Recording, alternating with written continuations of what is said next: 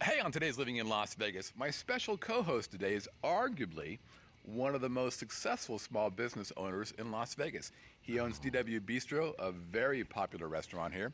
He owns probably one of my favorite businesses in all of Las Vegas, House Seats, and he's the host of House Seats Presents on the Vegas Video Network. We're going to be joined by Bryce Krausman. Plus, we've got real quick stories, live chat questions, listener email, and of course, have a drink on me.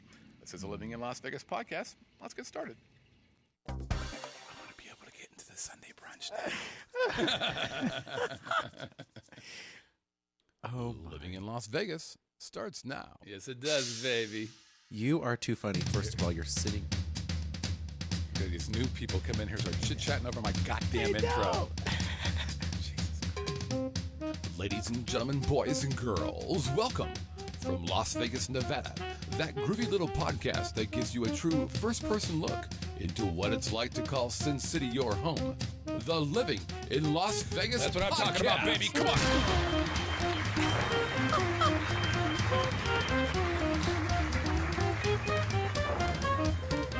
And now your host, Yes. a man who clearly needs some kind of introduction, otherwise you wouldn't know who he was. Sing it, brother Scotty. Mr. Scott Whitney.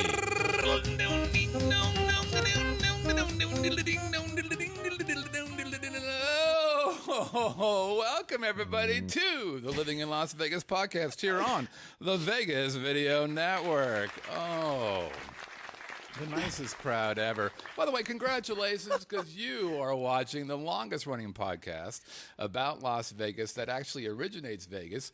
And we've been here for longer than anybody in the whole wide world. Maybe. Could be. Hard to say. Oh, by the way, your host, we usually say it's 30 years, but today it's a little longer. How long have you lived in Vegas?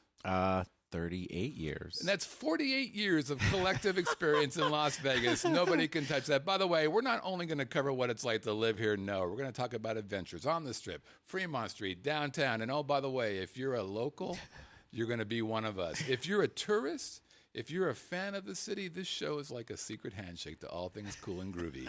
You are going to be the pretty girl at the party. Oh, my. Isn't that nice? Okay, we're live every Tuesday night at 7 o'clock p.m. Pacific Daylight Pacific Daylight time, That's right? At VegasVideoNetwork.com/live. Again, VegasVideoNetwork/live. Hey, guess what? I'm your host, Scott Whitney. Konnichiwa, buenas noches. How you doing? Hot stuff. Great to have you here. I don't know what that laughing sound in the background is. It's actually the sound I hear in my head every night when I go to bed. That kind of a laughing, sinister. That's what I hear. I'm in all your dreams, Scott. Right? How exciting Or is your that? nightmares. Right? How exciting is that? Anyways, I run the Vegas Video Network, been an online broadcaster for a long time, and normally I'm joined by RQS, by Drinky Bants, by Brett. Brett's decided to take a week off. He's sick of me. He's had enough of me, so I brought somebody in new. Holy Or he's in crap. rehab from drinking all this. This guy who's with me, this guy is a bad man. Shut your mouth. I'm just talking about Bryce. This is Bryce Krausman, everybody. There he is. Hello.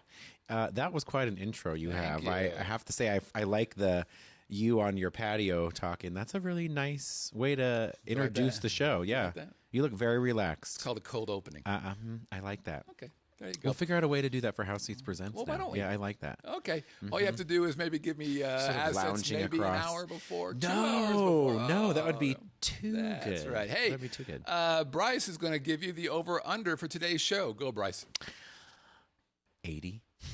80. Not an 80 and a hook, just a straight 80 Just out a of straight boy, 80. brother. Someone got Okay. 99. And who's new in the live chat? Everybody's new in the live chat. I don't Hey, remember everybody. anybody because I have Alzheimer's, and every person is a new person to meet in my Wow. world. Hi, everybody. All right, let's get started with this big bet show. Oh, I like you play music. you like that? Music to my ears.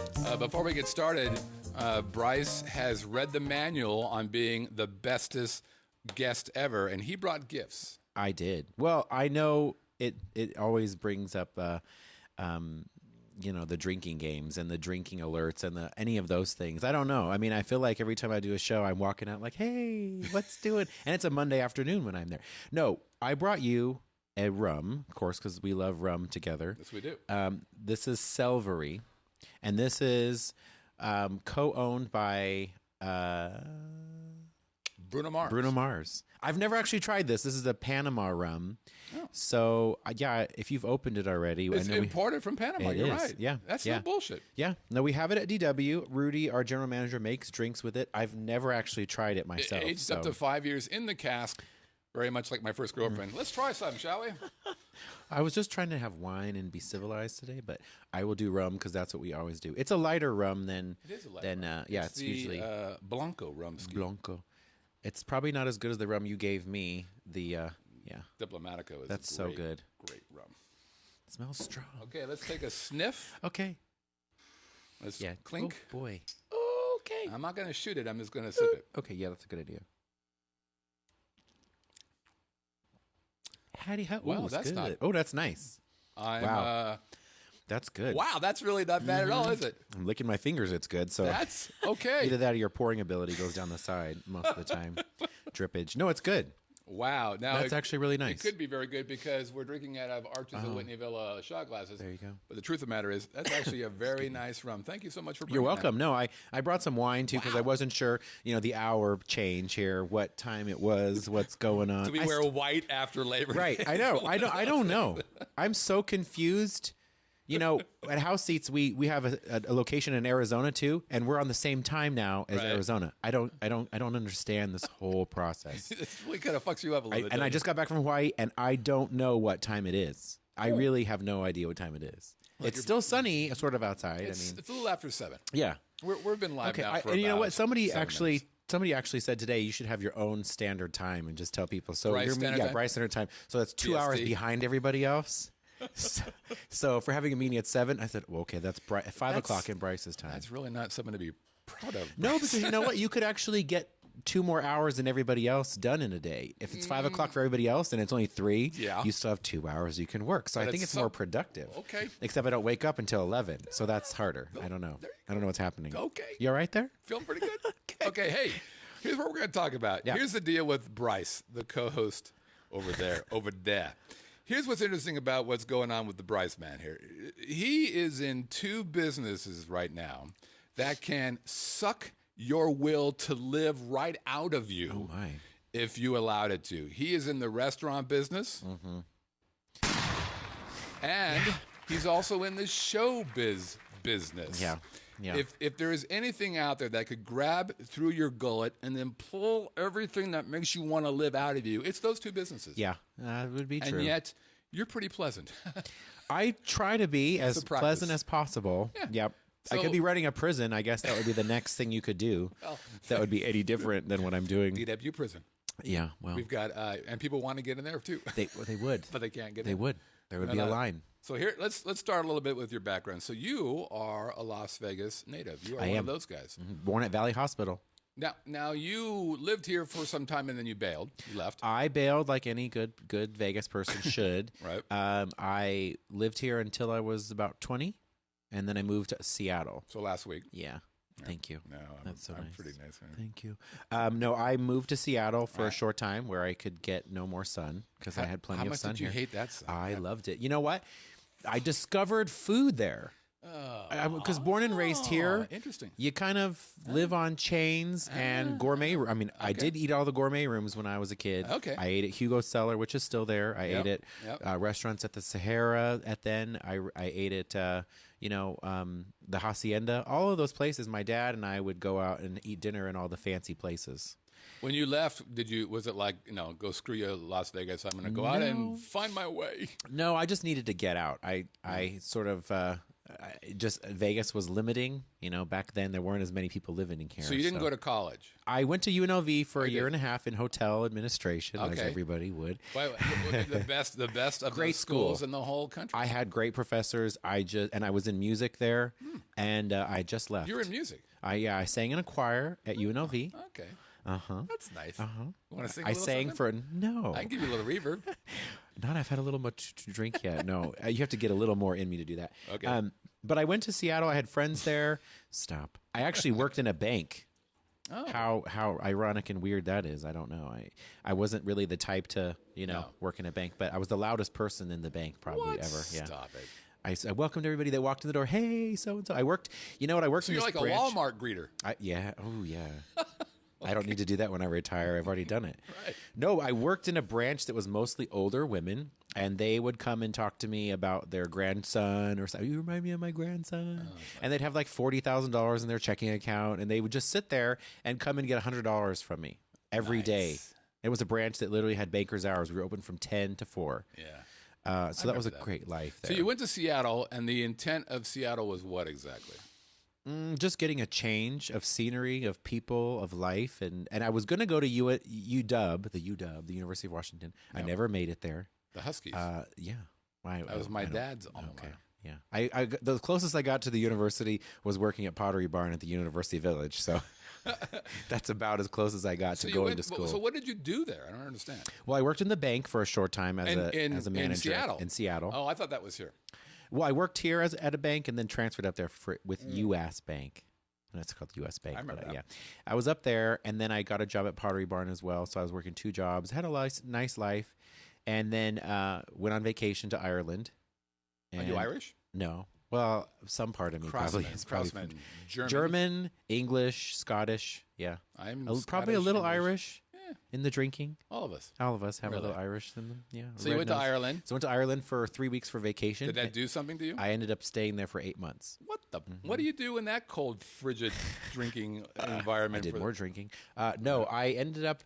I met someone there. I met a boy while I was there. On the last night I was there, and I was there just for 3 weeks. I was only there for a 3-week holiday, and the last night, long story short, the last night I ended up going to the Belfast Opera House to see a show, and I met this guy who was like, the guy that passed out cigarettes and cigarettes. They had the little trays. I mean, they smoke a lot in Ireland, so there really was a tray of cigarettes. What else are you gonna do? And drinks and things like that. And so we got to meet after the show, and he and his then girlfriend, they just were like, you should stay for a little while. So I called the airline. This is back, when you could make changes to your airline, and sure, you have a ticket for a while. It's a forever ticket. So yeah, forever's ticket. And so they said you could use it later. So I thought I'd stay for another week or so. I ended up turning that into 8 months. What did you do for 8 months there? I traveled to Paris. I worked in a coffee shop owned by a Canadian guy. So wait, did any I was of a this barista. inform your business thoughts moving forward? Definitely working in the coffee shop, because this guy was very particular, Canadian guy. Like he was there prior to Paris? in Belfast. okay. I was primarily located in Belfast while I was there, and he was Canadian. He liked to have a really diverse staff. So I was the American kid. We had an Australian guy. There was a girl from Malaysia. There was one Irish kid working there, and it was right by the university, Queen's University in Who Belfast. would have thought these people would go to Ireland? I know. It's fucking Ireland. I know. I mean, I know. it's cold. It's not only cold, but Belfast is sort of the hot ground. I was going to ask you. Back then, that was the RA, and I would walk home sometimes to the house I was living in. There'd be a burning car. Not kidding. And I didn't have I didn't have a cell phone. marshmallows. Yeah, right. The wire hangers. I had no cell phone then, and so I would call. I just brought this up to my dad's 70th birthday because we were telling stories. I had to call my dad every day at the same time. Time zone, some problems, 8 hours ahead. Right. And I'd call my dad at the same time every day from a phone on the street. To let him know you're alive. And he thought that was my one phone call a day, that I was literally held captive. I said, I'm not Irish. I'm not Catholic. I'm not Protestant. I'm a crazy, gay Mormon from Vegas. They're not going to steal me from something. Mormon. Yeah, we'll talk about that awesome. later. So I literally, stop. I loved it. And I never was going to come home. I was never going to come home. And this story got brought up, when I came home, because my dad lied to me and said, well, you got to come home. We're singing with Barbara Streisand for the Millennium concert. And I said, you're full of shit. You actually did that. And I did, but I didn't know. I thought he was lying. I thought he was lying to get me home. So I came home in November of 99. I better get Barb Babs. Yeah, no.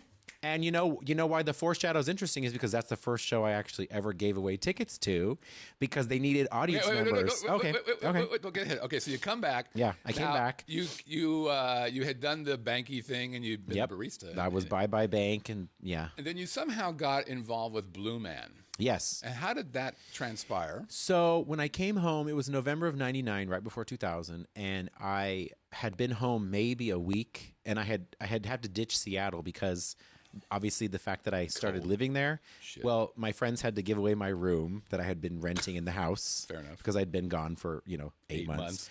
So I had nothing to do but get back to Vegas with the intent to leave again, and I was home maybe a week, Scott, and my mom's like, "You need a job," because I was just doing yoga in the backyard and just chilling and having fun. Sure. And mom's like, "You need a job," and so it was around Thanksgiving. I went to Williams-Sonoma, which is the parent company of Pottery Barn. I'd been working for Pottery Barn in Seattle, and lo and behold, that's when I met Dalton, who's my partner at the restaurant at DW. He is DW. He is and, DW. Yeah, and actually, I got into a fight with him in the store. Wait, hold on. Yeah. Stand by. Stand what by. happened to fucking Blue Man Group? I'm getting to that. I didn't start working for Blue Man until I then had 3 jobs. I don't want you to go to the DW thing until I get to the Blue Man. I mean, just giving you I started working at Williams-Sonoma and met Dalton, and then he encouraged me to try to get jobs on the Strip because I wanted to work for shows, and Blue Man Group was coming to town. And was Dalton doing food stuff? He was catering as well as he was one of the managers at Williams-Sonoma at the Fashion Show Mall, which it's not there anymore. But, he encouraged me, and I had a friend who was working for Blue Man, and they said, just go apply as a production assistant. Real quick, did DW happen before House Seats or House No, House Seats happened before DW. All right, okay, that's good enough. Yeah. And so, I went down to apply at Blue Man? Yeah, for Blue Man Group. For what? Just as a production assistant. Okay. They were opening that, in 2000. Explain they were what opening. that means. You did everything. Apparently, like a gopher kind of thing? Yeah, apparently to Lisa Wisely, who is the creative force behind all the merchandise, I was the best laminator they ever had. Well, and that's something to be I proud was of. really good at the laminating machine. Those are fun. Yeah. I had to make all the little cutout things for the merchandise. And so you do anything. Right. I mean, I brought the Blue Men, the original 3 guys who started the show, I would bring them their sushi order from Hamada in the Luxor. There you go. So you did everything. And it turned out one of the jobs that became larger was creating sort of the papering department. So stop for a minute. Yeah. So those of us in Las Vegas understand the concept of papering. Filling the house, But so dressing the house. explain. So right. So filling the house, dressing the house. Help people understand what papering a room. Because I've used that line before as well. What does papering a room mean? It means, in the sense of Blue Man Group, nobody knew what the show was, and we needed to get people in there so they had exposure to it. So we could become ambassadors of the show. They could recommend the show. That's your cab drivers, your limo drivers, your restaurant employees, concierges, those kind of people. Right. We had to grow beyond that group. We had to go get people like hairstylists, servers in restaurants, bartenders, people that could talk to anybody about shows. And back then, it was Blue Man Group, and eventually Celine Dion were the 3 big shows when, Vegas was booming in the 2000s. What year was this? This is 2000. Okay. So we opened in March or April. I'm still working for them. Blue Man opened at Luxor in 2000, like March or April of 2000. All right. And I was with them for 3.5 years. But in the beginning, I was a production assistant, and I had gone to New York to apply to work for Blue Man Corporate because I wanted to move. Yeah. I wanted to be out of Vegas. You don't want to be in Vegas. And I hate sun, weather, happiness, joy. I didn't want to be with That's everyone 24 else. Yeah, right. Actually, and I came back to Vegas, and they offered me a job answering the phone for the PR department, which basically means, after the show opened, they thought there'd be no more PR interest in the Vegas show. It would just be sporadically when someone called. As we all know, Vegas, every film crew comes here to do something. Yeah. And the first call that I got was from E.T. Oh. And they got me, and they threw me right on it because they'd already an Entertainment as Tonight. an Entertainment Tonight, as in Mary Hart back in the day, all those people. Oh, sure. Yeah, and She was a big deal back she then. was. Did you meet her? I didn't meet her. I Who always did you wanted meet? to though. Anybody good? Yeah. Oh, Let's start dishing who now, was big boy. Who was the commentator? John shoot. Tesh. Well, that was way long ago. Look at how old you are. No. Oh, I just spit on the I spit on the mic. Sorry. I did meet Lisa Gibbons years later, and who's She one of my seems nice. favorite people. She's got a little business going now. She does. She's doing all right. Well, she won on that awful Trump show. Sorry, everybody. I don't like Donald Trump. I'm going to put that out there right now. Stop it. All right, so you're Blue Man. Yeah, Blue Man. You go to New York, you come back, you're answering PR for him. Get the job doing PR, which I didn't know what PR was until I realized it was just relationship building. Yeah. And that was the most fun job and the best job I ever had because it really was of the foray into the show business world of Vegas that I grew up in and never was a part of. So I'm assuming at this point, so the first time that you did the papering for Blue Man, did you know what papering was? Did you understand that? I knew it to the extent of, like I said, filling that, like Barbra Streisand saying, can you call your aunt? Can you call your mom? Can they come see the show? Because the next night we were filming Barbara's show. It was New Year's Day, and they were still filming it for TV, so they needed audience fillers. Yeah. And I'd been a filler for Blue Man at the Grammys, and we went and sat and were seat fillers at the Grammys. So I always knew. So you were what aware it of was the mean. concept. Yeah, I knew what it was, and what was challenging for us that gave me the insight into the business was we had to do kind of like the Southwest Airlines effect. You had to invite more people, for 300 Like people for airport. 200 seats, Right. and hopefully the 200 showed up. Sometimes you had over, Yeah. but you were hoping to fill those seats because people didn't show up. So at what point, while you were at Blue Man, did you say to yourself, There's got to be a better way. I am not the sole thought of that. My then co-founder, she brought it to me, Sue Ellen Myers, which I'm trying to get her on the show. She's a little reluctant. She's a little shy to come on to House Seats Presents. But I worked with her sister, Margie, on Blue Man, and they had heard of a company in New York doing this, an online businesses that in New York that have papered shows through an automated system on your computer. And this is like 2005. I'd already been out of Blue Man for a little while, working that's the year for some I other moved shows. here. Okay. Yeah, Okay. yeah. And so I had done a few other shows in Vegas. We Will Rock You. It was a short-lived Queen musical at the Paris. When you say you did them, what did you do there? I worked in PR still. Okay. And I'd helped. So you were still responsible filling seats. Still filling seats for the Paris at the time. Yeah. And then we were also working at the Wynn, filling seats for LiLV at the beginning. Yeah. And then Avenue Q, which was the first show. Greatest show. Great show. They fucked up that. Sorry. And there's your first swear word for the show. And I didn't say it. I loved that show. I did too. I loved that show. Yeah. And I thought, I feel kind of bad now. A great show. They had PR where they had not PR, I don't know what they called it, but they had taxis that were fuzzy. But fuzzy nobody cab. knew what they were. Yeah, the fuzzy cab tops. Yeah, and but nobody knew what they backs. were. I mean, I had just moved there. I'm like, this is the best show on the Strip. Nobody knows how great this show is. No, I know. Because if you look at the shows now, like Absinthe, such a good show. Because Absinthe right now is one Great of my show. favorite shows It's because my it's favorite show. the most. It equally opportunity defends everyone. Absolutely. And that's kind of what Avenue Q did. And it was just, I don't know, again, we're catering to so many of the tourists that come here with the shows, and that's not really, I mean, if it was smart enough to play a small theater off-site, off-strip to locals, it would be something fun, but we're still. So you did the, and at what point did you say, okay, I'm going to jump. I'm going to actually decide to start, because you've never done a business before. How old are you now? I did businesses. I did network marketing businesses. Oh, MLM stuff? I was big into that. Really? I'm very motivating, self-motivating. Really? Yeah. So what were the? I never believe for working for someone else unless you work for me at DW Bistro.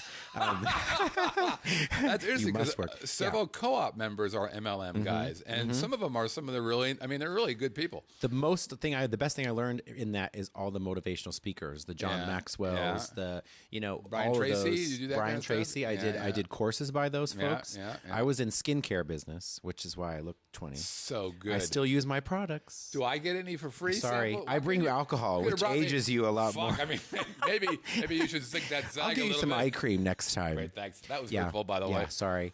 But I learned so much from all of those people and being around the motivational speakers that kept me going, no matter whether I chose that business or not. Anything I did, I adopted those business mentalities, even in house seats. So at what point did you say, okay, I'm going to do? Because when you're an MLM guy, you're basically a solopreneur. You're doing your own thing. You're doing it yourself. You're in your house, basically. You don't have brick and mortar. You don't have other Right. employees. Right. I mean, it's a different vibe. And at some point, you decided, I'm jumping. I'm going to still go out doing and do that. this. Yeah, I was still doing that. And then when sort of the idea of this business was brought to me by my co-founder Sue Ellen, I told her no. I was like, in my head, I'm like, damn it. I want to say something else, but I'm trying to be the non-swearer. Say it. Mother. No, I said, I I'm dare not you to going say it. motherfucker, Attaboy. I'm not doing this. I'm not going to be the one to stay in this business, because I had gotten out of PR and shows for a reason. I didn't want to do it anymore. And were you burned out by it? I was just tired. I thought there was something more. Yeah. And I think they left my house having talked about these other companies in New York that existed, and they were gone probably an hour before I called them back. And I'm like, okay, what are we going to do and how are we going to do this? And so we'd thrown out a ton of names, and House Seats is the one that stuck, which is interesting because House Seats actually means, if you're in New York, those are the seats the producers set aside, on the night of show for very important people. Oh. So if you're having, I didn't know that. Yeah. So if you go to New York and you ever are working with somebody that's offering you House Seats tickets to a show, those are the producer's block of shows of seats left for somebody important coming. Like to the I show. know somebody who's working on Broadway, or maybe it's off Broadway now. If I said, "Can I get a house seat?" Yeah, they usually I would reserve. sound informed. Yeah, they usually reserve 20 or so tickets of something. So when you launch, this is going. We're a half hour into it, and we haven't even got to fucking DWB trivia. I've been told I'm I talk a lot. That's okay. That's why I have a show. Loquacious is the word. Right? Yeah. So you say, okay, let's go ahead and do this. You come up with the name of the company. Yeah. You launch the company. Yep. The first thing you have to do, and again, what he's doing is he's finding locals, and he's saying, we're going to give you these tickets for free so you can go watch these shows. The idea, and I like your line here, is to be an ambassador for the show. That's something you've said many times before, right? So you start this, and the first thing you have to do is go out and pitch shows. You got to create. You got to have the inventory, momentum. right? Inventory. How'd that go? Yeah. Well, I think the real kicker for me before we even started was like my neighbor across the street back then. She said she knew I worked on shows, and she's like, "Wow, I've never seen that." I'm like, these are the people who, when you live in Vegas, and I'm sure the people that call you, Scott, and say, "Oh, you're in Vegas now. What should I see?" You're the first line of defense for people before they come to town. I do a show about that though, so no, and that's what I'm talking about. I'm supposed to know this. This is what and you have to realize that the people who live here are the ones who do the work to tell you, what's good to do when you're here. Right. And she didn't know. Right. And so I'm like, well, let me give you tickets to this show so you can go. And it was just sort of snowballed from there. Obviously, I'm not going to give every friend I know tickets. Right. This now becomes the avenue to do so. And you pay a nominal fee to belong to the site. And then we have the inventory to match when you log on. So my question was, was it hard to get people to sign up? It wasn't hard to sign up as much as it was hard to get the shows to work with us. That's what I meant, actually. I misspoke. Yeah, that's okay. I knew what you meant. Yeah, I mean, was it hard to get shows to go, partners. oh, yeah, we'll give you some free tickets? So I would say a few years prior to us, it was hard for a guy named Mitch to sell his concept of tickets for tonight and selling half-price tickets. But he was half-price, yeah, right. Right. So it was hard enough for him. Was McCambridge, was Gary doing his thing? Oh, show tickets Jerry? for locals? No, we were first. You were first. Yeah, we were first. Okay. We were first in town before. Okay. Yeah. But yours was different. I'm going to skip ahead just a little bit here, so I want to also get into the DWB. Sure. So I didn't know that you were. I didn't know who was first. Yeah. But yours was the only one. We were the only ones in Vegas for a while. And you charged. We charged because you're basically you charged you guys. By the way, I'm a customer. I've been a long-time customer. He's a long-time customer of House Seats. When I first moved here, I was aware of show tickets for locals, and we used them first because it was free. Right. But it was like an email blast or something, and that was the issue. Yeah, it was. We didn't do that. No, it was really hard to. You had to be basically retired and sitting there by your email program, going, I can go see, whatever, right? Gary McCambridge probably, and so that was hard, right. But it was free, and so it worked for a while. I actually worked for about a year or so, and then I was aware of House Seats. Probably a year after I'd been here, so about 2006. Right. And saw it, and it was well designed, and it was clean and all that stuff. But it was money. And that was an early site still too for us. And I was like, well, but it was $89. Or I don't even know what it was. Still back the same then. for $89. So $89 for same four price. people. $169 for 4 people. Well, I get it for different. Oh, it's a half price because I did a thing. No. Oh, you bought I don't 2 know years. anybody. I don't know anybody. He doesn't. By the way, I don't get no one. shit for knowing. My dad has a membership he pays for. Trust me. Nobody I know gets anything free from me. I'm like, oh, Bryce is going to be on the network. Nope. Scotty's going to get a dick. No, Scott's not going to get. Scott's going to get dick. Scott's not going to get shit. Scott's going to get even worse. He's going to get nothing. All right, well, fair enough. Okay, but what happened was I'm like, you know what, these guys have. So the quality of shows, were better. Our first show was LiLV. Yeah, that's not bad. No. And we worked with Win in the very beginning. We launched our site at the end of 2005, and we weren't even, we had our web designer ready to build it, but it took him 4 months. We were ready to go right there. So did your relationship with the Wynn property beforehand help with the LiLV stuff? None of my relationships prior really helped, in the sense that they all appreciated the business and said they would probably never need to use it.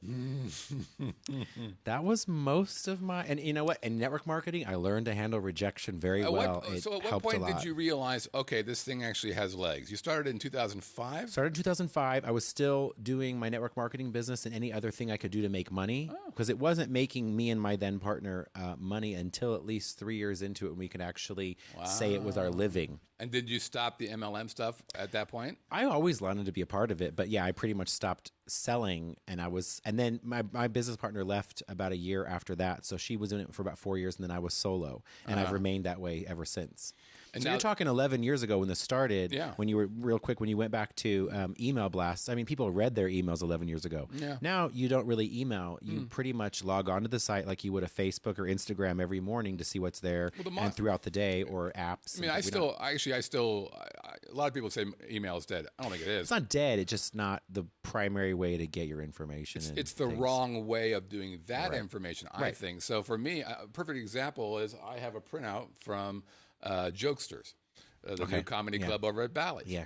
And we had we were going to go out with some friends of ours. I'm actually going to talk about it later on the show if I have time. And I'm like, and then there's the key for Bryce. But I'm like, let me just go on. It was the night before. I could just look at the database and go, Jokesters, I know a guy who knows a guy. Let's do that. Right. And so that's really becomes the know the guy. And that's where I think we really scored, because people who have been members, and we've heard stories of this, countless stories of people who have gone on dates and either gotten married from going on to house seats, husbands and wives who really didn't have much of a life before who now had one. We're going to skip to the next place. Sure. How many people are members? Are you comfortable to tell me that or not? We don't really give that usually. Fair enough. How many people are on your email list? I don't give that out either. Oh, let me just say it's thousands. Well, yeah. It's a freakishly large number. Of course, we've been around for 11 years now. It's a frighteningly large number. It's not so large that you can't get a ticket on the site, because that's the big thing people ask about. It's not so much that you can't get. No question. My point of that is, there's a lot of people in town who are aware of your stuff. Yeah, I would tell you this. On a Friday night, some nights when we leave the office on Friday, we realize we're sending thousands of people out on house seats. Is that right? To shows. That's magical. And that makes us feel good. Because when you have a rough day, like we were talking about the other day on the show, is that at the end of the day, you're sending people out to have a good time. Awesome. And that outweighs every bad day you ever have, realizing everyone's going to have a good time courtesy of the business you started. Real quick, and then we're going to go to DW Bistro. Yeah. So you also started House Seats Presents, which is the name of your show on our network, but it's something else as well, because our goal is to confuse people. Oh, yeah. What's House Seats Presents? House Seats Presents is our producing arm. Why did you do that? We started that a couple years ago, actually. We did a show at the Meet Las Vegas downtown. We did a show around Gay Pride, and we had a show called Out for Fashion. And we did a fashion show / music show where we brought in different local bands to perform, and drag queens, and then we actually put on a fashion show by our friend Joey Golan. So we did a show, and we called it House Seats Presents, because we were starting to produce something. And then about a year or so ago, Andrew Wright, who joined our House Seats team, he owns Ragtag Entertainment, and he's worked with shows on the Strip and off the Strip, producing them and bringing talent together.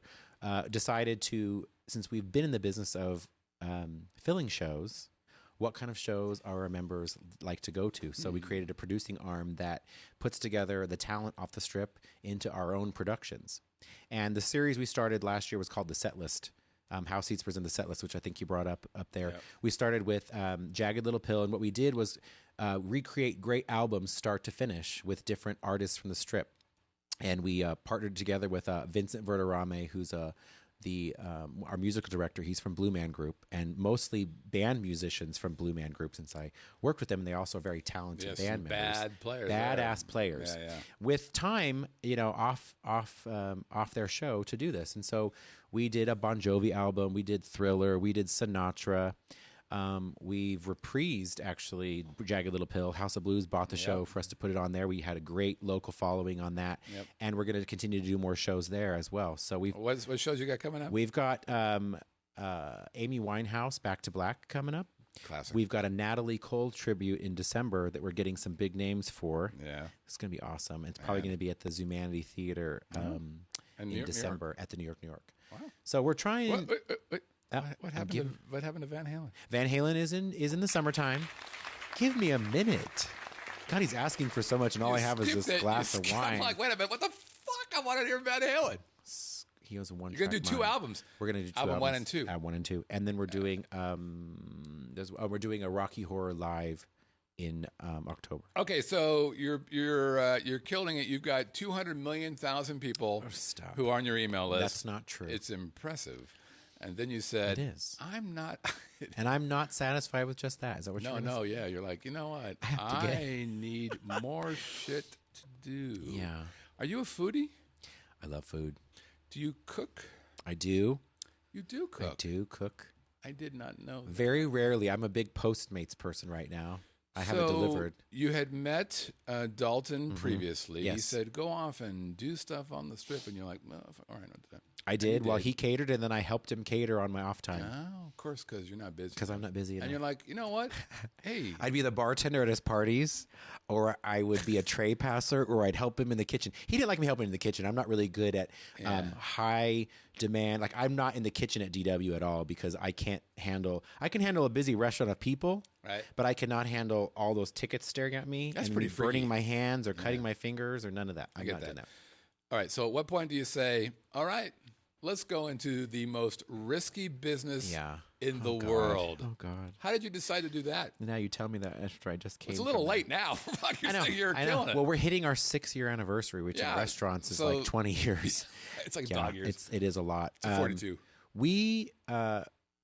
Dalton actually came to me with the idea because there was a restaurant in the neighborhood that was going away.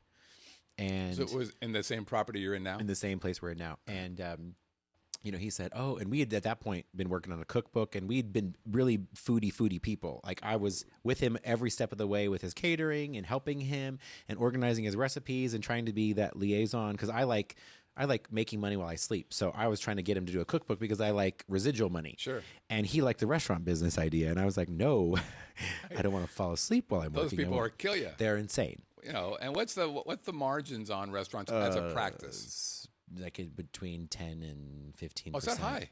You can be.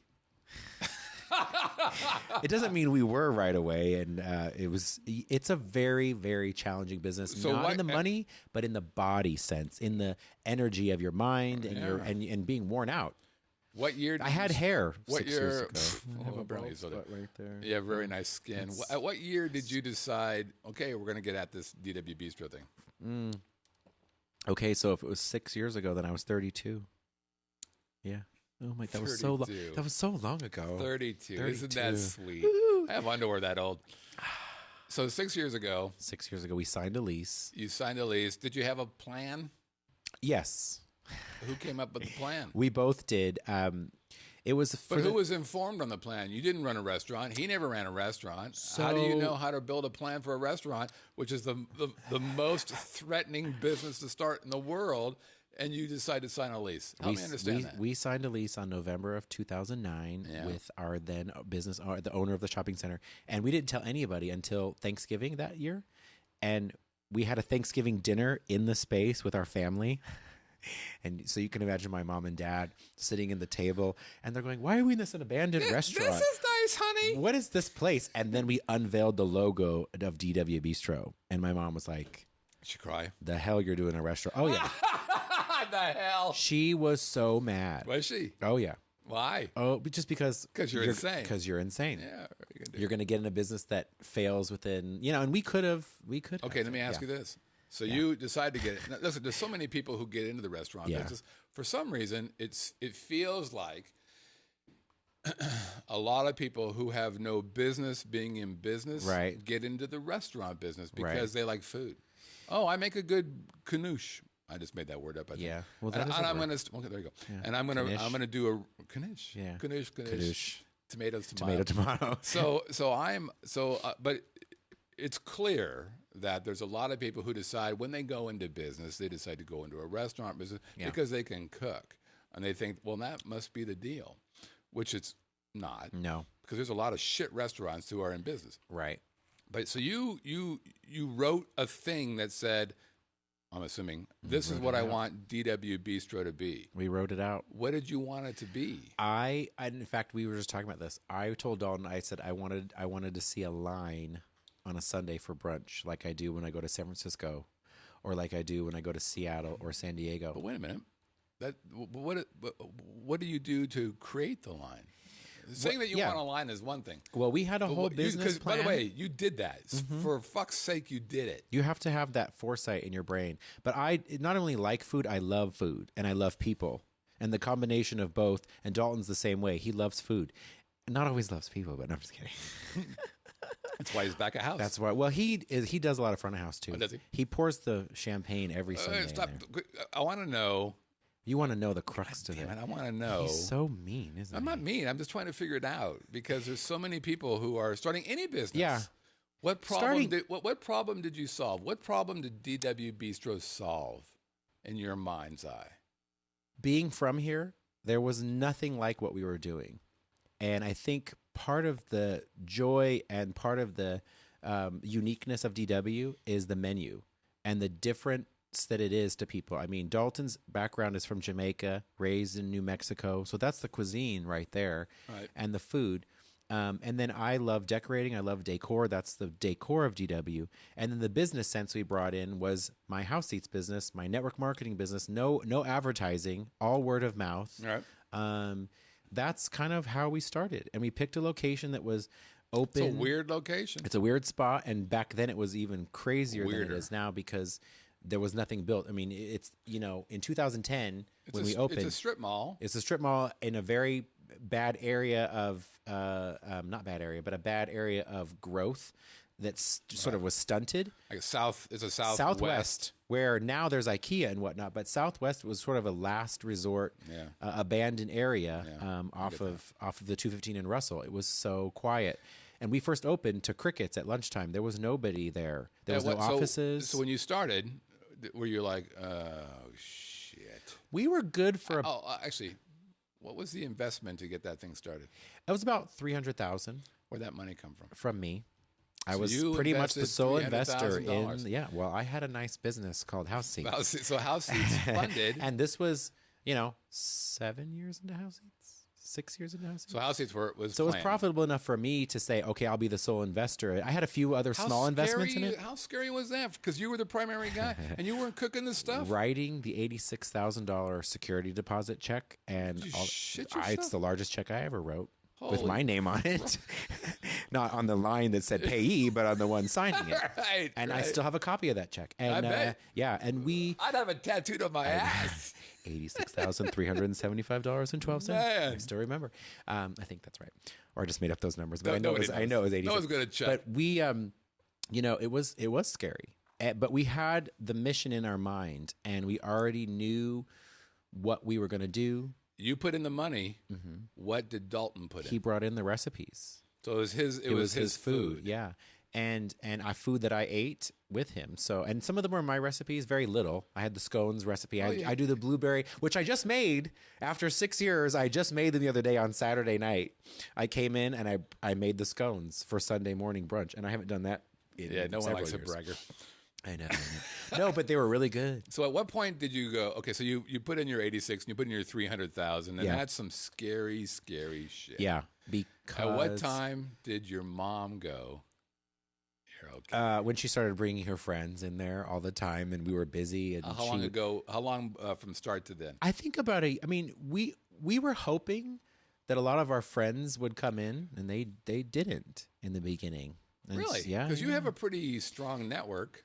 And it's funny. I mean, I really wasn't even into Facebook that early, so we weren't tagging DW Bistro. There was none of that. You were basically word of mouth. That was how you got people in the door. At what point did you go, I'm going to be all right?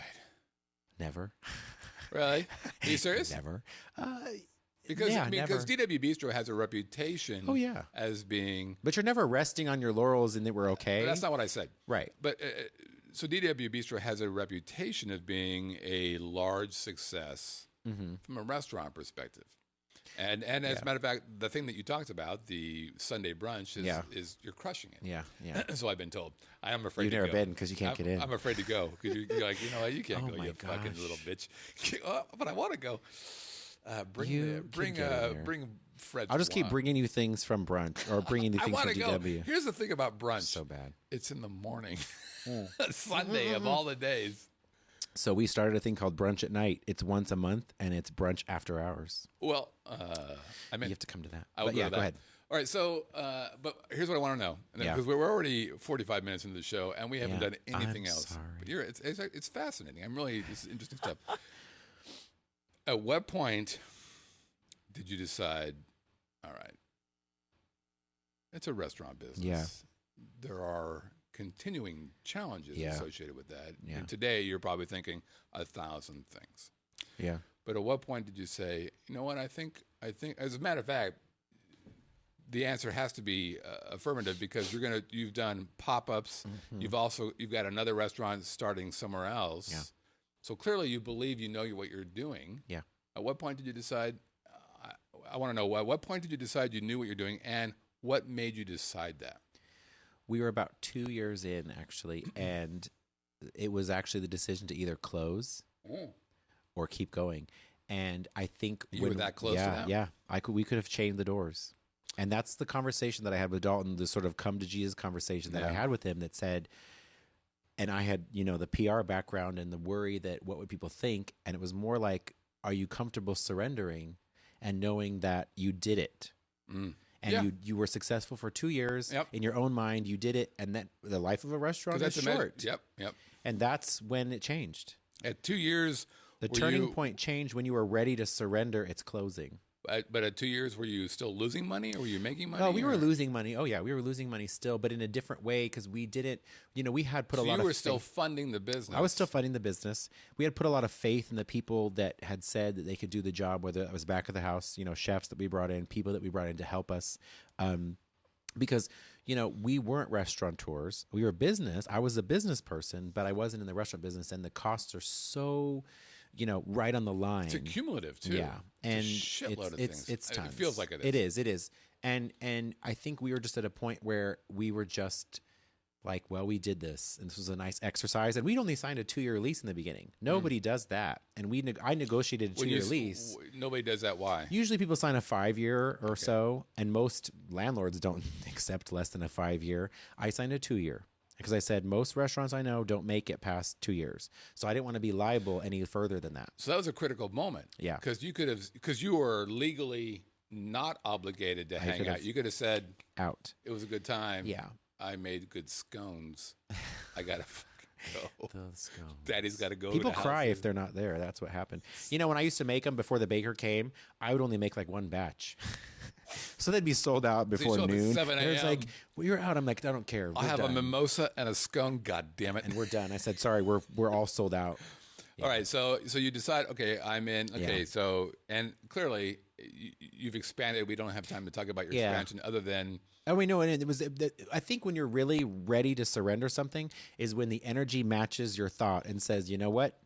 I'm going to show you the way out and the way to go. It's kind of like when you the first time, this is a weird conversation. The first time you say to a spouse, oh dear, we should probably talk about divorce.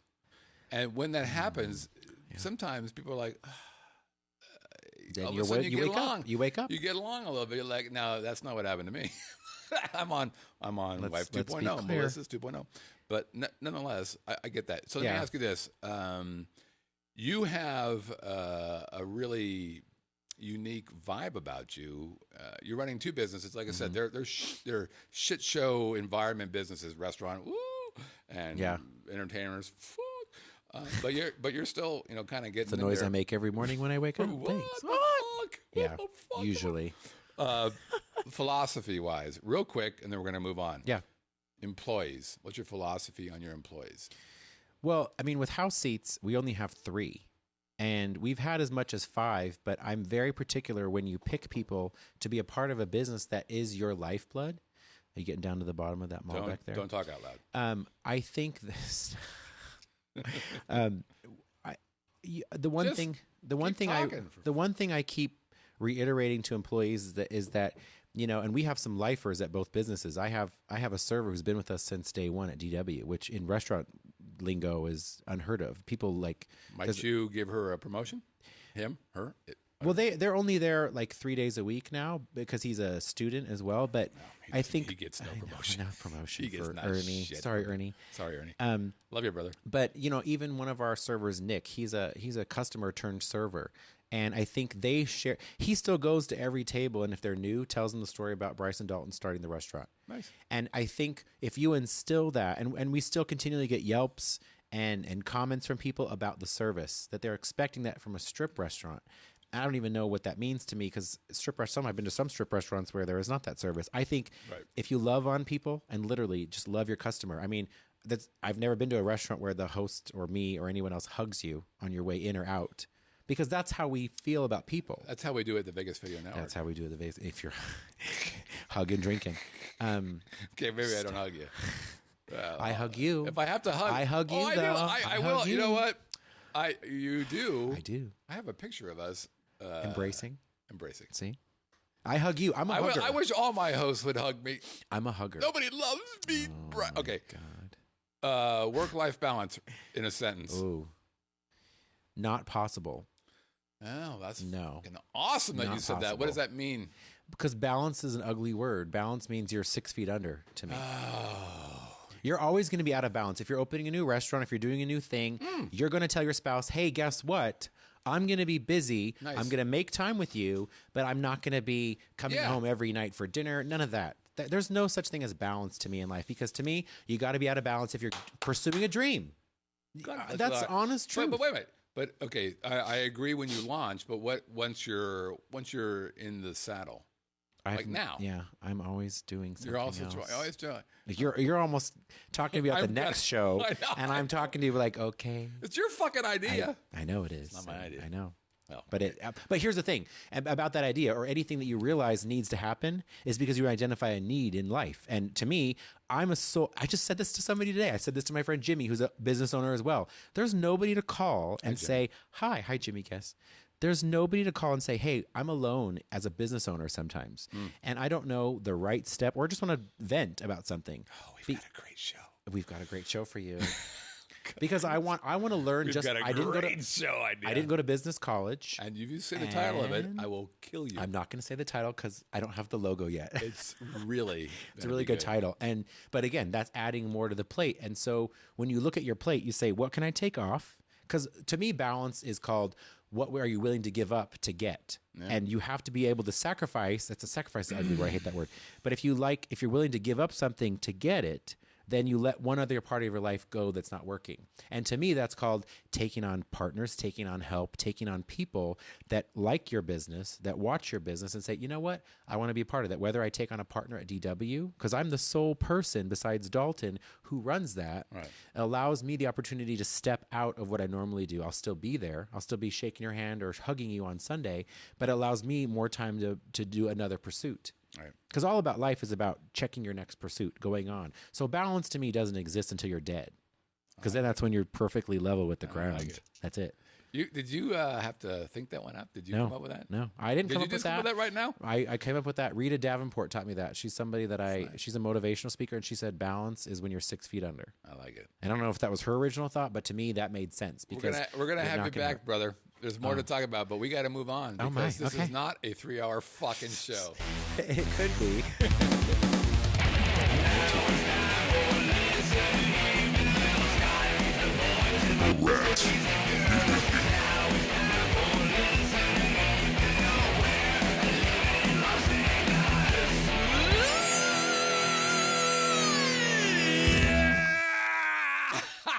Okay, it's time for listener email. How do you spell Gilligan? Gilligan. Okay, somebody just commented a 3-hour tour, and I said, yeah, like Gilligan. I think I said Jillian. All right, this is part of the show where if we get a male question, then I read it. If we get a female question, then Brett reads it. Oh, fuck, it's not Brett. It's I read Bryce. the female voice. But I'm going to have, since we've only got one question, we have actually two, but one of them is for Brett, and so we're not going to read it. Okay. All right. Go. Hey, guys. Longtime fan of your show. Here's my question. Yay. This is from Jim Kolbs. I'd like to take my wife to a nice restaurant off the strip during our next visit to Vegas. Perfect. Not too pricey, but not something I couldn't find in Dallas. What do you suggest, Mr. Combs? Hold on, I'll give you your shot. Go. DW Bistro. It is dwbistro.com. Hold on. We normally don't take reservations for parties under 8, but we will for listen. you. As long as it's not a Sunday brunch. Yeah, right, because you can't get into Sunday 'Cause you can't- brunch no, I'm unless just you kidding. have a fucking gun. Oh. There it is. All right, here's so DW Bistro, clearly, I've been there twice, and I was thrown out 3 times. For over drinking. It's a, fuck off. That's For bullshit. drinking all my rum. Right, that's you coming in with this, right, and that's I'm okay. the over drinker. Here's what I would say: DW Bistro is good, and that's in the Southwest. Mm-hmm. Here's a couple of places that I like. Closest to the Strip is Urban Rye. Herbs and rye. Herbs and Rye, great place, really good bar. Best one of the best happy. I might actually do a show on happy hours in Las Vegas. It's one of the best happy hours because besides the happy hour at the bar, which is good, their food is happy food is hour time awesome. as well, and they have the best clams, which is my measurement of a great restaurant. Oh. They have the best clams in Las Vegas. Used to be Triple George. Oh, Not not anymore. so? Oh. It's fucking Herbs and Rye. Okay. Fuckers. Nectali Mendoza, who started that restaurant, was a busboy at Olives Look at at Bellagio. you. I used to Look go at there. you playing a little of that. Nectali is an awesome guy. Echo and Rig, also one of my favorite places. That's over at the Tivoli. That's far off the strip. It's way off the strip, Way far. but it is It's like a $40 Uber ride. It's in a. You might as well just go to the airport. And I'm go going to back tell you Dallas. this. Oh, that's funny right there. Except for the part where you're mean spirited and No, evil, Echo evil and Rig's guy. great. It's Echo great. and Rig goes outstanding. That's an awesome bar. It's one of my favorite. It's a great bar, great food, smart food play. So it's small dishes, kind of like a tapas deal. But like when you get to the meat part, it's What small you were doing meat there part. with your hands. Tapas, or turn your head and cough. Okay, good. That'll be our picture. What is that? What is that? I gotta grab that because that was hysterical. All right. Oh my God. So you got your Echo and Rig. You've got your It's only Tuesday. Herbs and Rice, and then the other one that I like is Capos, which is on Sahara. See, it's the on Trop, or- speakeasy. It's It's on on Trop? Sahara. No, it used to be Did on you spend Trop. Trop and Jones? Pew. Gone. Sahara and what? And Jones. They had Sahara and Jones and Trop and Jones. Okay. Trop and Yeah, Jones Trop was and the Jones. original. Yeah. They closed that Okay. one. It's great. It's one of my favorite places. It's one of Melissa's favorite places, and we eat at the bar. It's which of course Brett Of course you do. completely loves. The hanging out at the bar and watching those people cook, amazing. Yeah. The music in the background, I dig that music. It is literally one of my favorite places to hang out. All right, real quick stories. Couple real fast things, and then we'll jump into our real quick stories. Number one. Hey, guess what, kids? Scotty was busy doing some work over the last few weeks, and I created a whole new website. It's nice. Thank you. I went on it today. Did you like it? Yeah, I did. Thank you. So Vegas It was Video easy to Net- find my show. You mean now?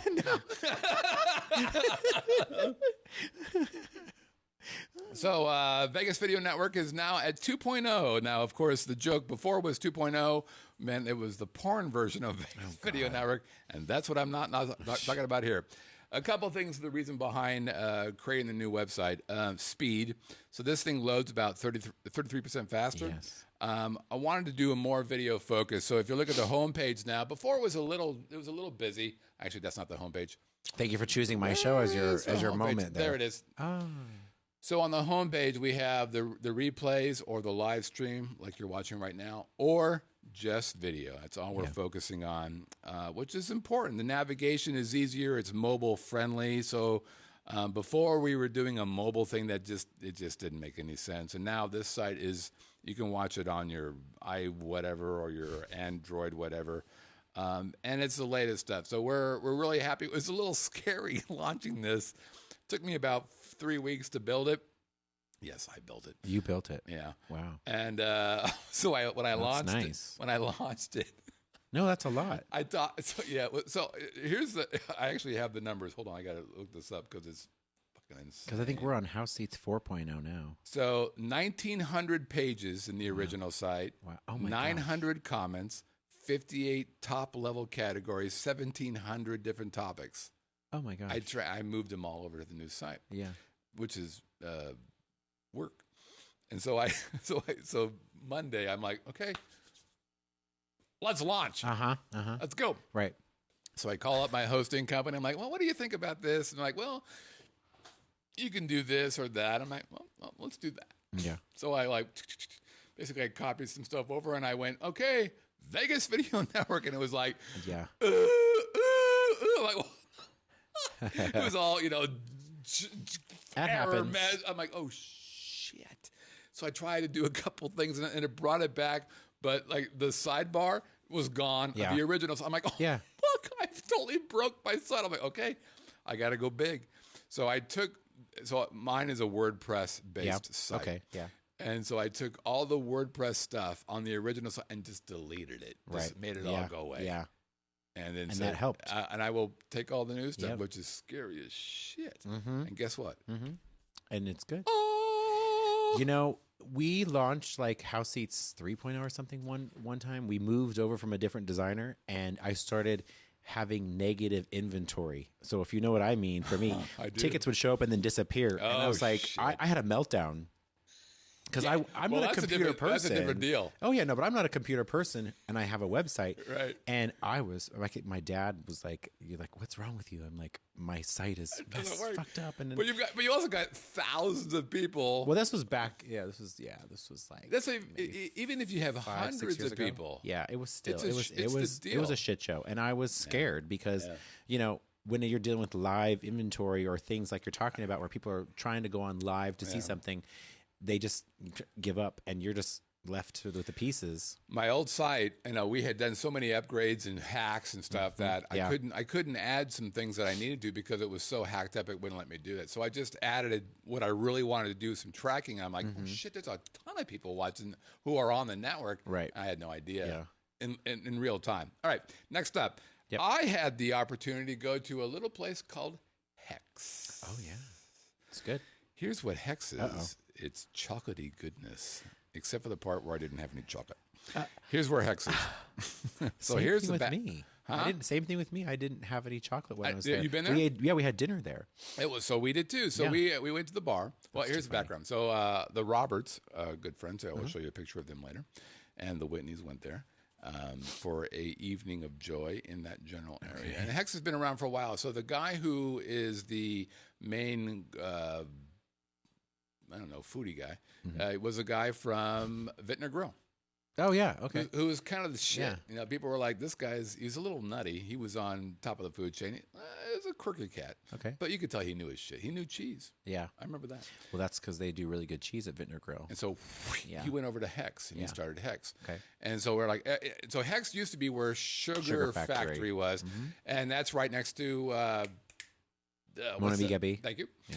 And so best me, I know. Best views. Food. One of the best views in Las Vegas. Yeah, it does. I mean, stunning views. Yeah. And we're like, oh, we got to go. So we went and we checked it out. And here's what I'll tell you. Good. Yeah, it's good. Good stuff. It's good. They had a prime rib. No. A ribeye. What's a ribeye usually cost in Las Vegas? It's worth a shit. About $45, $50. Ooh, God bless your little heart. 50 if you're not even breathing hard. And they had a 85. ribeye. It's They had a ribeye for $36. I'm like, I'll have that. Oh wow. They had a Where are they getting it from? I'm just kidding. No, I'm from- just kidding. I don't know, Taiwan. Fuck, I don't know.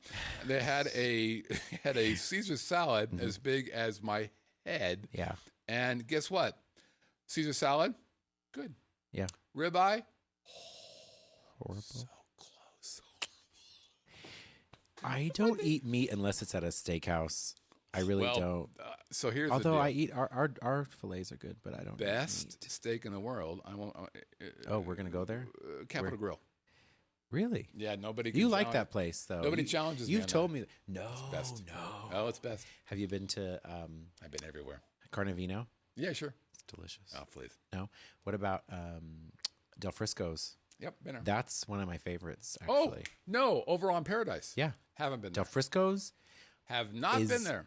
Del Frisco's is one of the best steak in Vegas. I'm intrigued by your The lies. bone-in ribeye. No. I've ordered it Postmates. It's come perfect. Postmates? I've ordered it delivered to my house. Postmates It's was- come perfect medium rare. No, way. I'm not kidding. Oh, that's insane. Not kidding. All right, so here's what I'll say about Hex. Go. Yeah. Greatest view on the strip. Yeah. Interesting. The vibe is a little cooler than it's a little white. White. The bar, Yeah. nice bar. Yeah. I tried But to it's take not the view. The bar's not the view. No, though. it's not. I took a picture of it. We're going to use it for a hat. It was a little blurry. No fault of mine. There was Yeah. an earthquake in Las Vegas. Unusual. That but same it happened. night? Let's go ahead and say that I had an earthquake, and that's why my picture was blurry. Oh, Can we do that? okay. All right. Now here's what we also did. We're like, let's go and have some fun. So Okay. we decided to head on over to Jokesters. Oh, yeah. So At this Bally's? is this is the Whitneys and the Roberts. Hi, at Roberts. The Jokesters place. How did I go there? You use house seats. I did use house seats. As a matter of fact, yes, I did. This is a perfect example of why house seats. This makes is me, why it's important. You know, I went. I'm okay. I'm a believer. Let me tell you this real fast because Jay, my fiance, he said this awesome thing one night. He's like, let's just go to a random house seat show because I have a business. And I'm like, okay, let's go. We went and saw, oh God. Have you ever been to a X- great house feature that I didn't get to go to because you know somebody?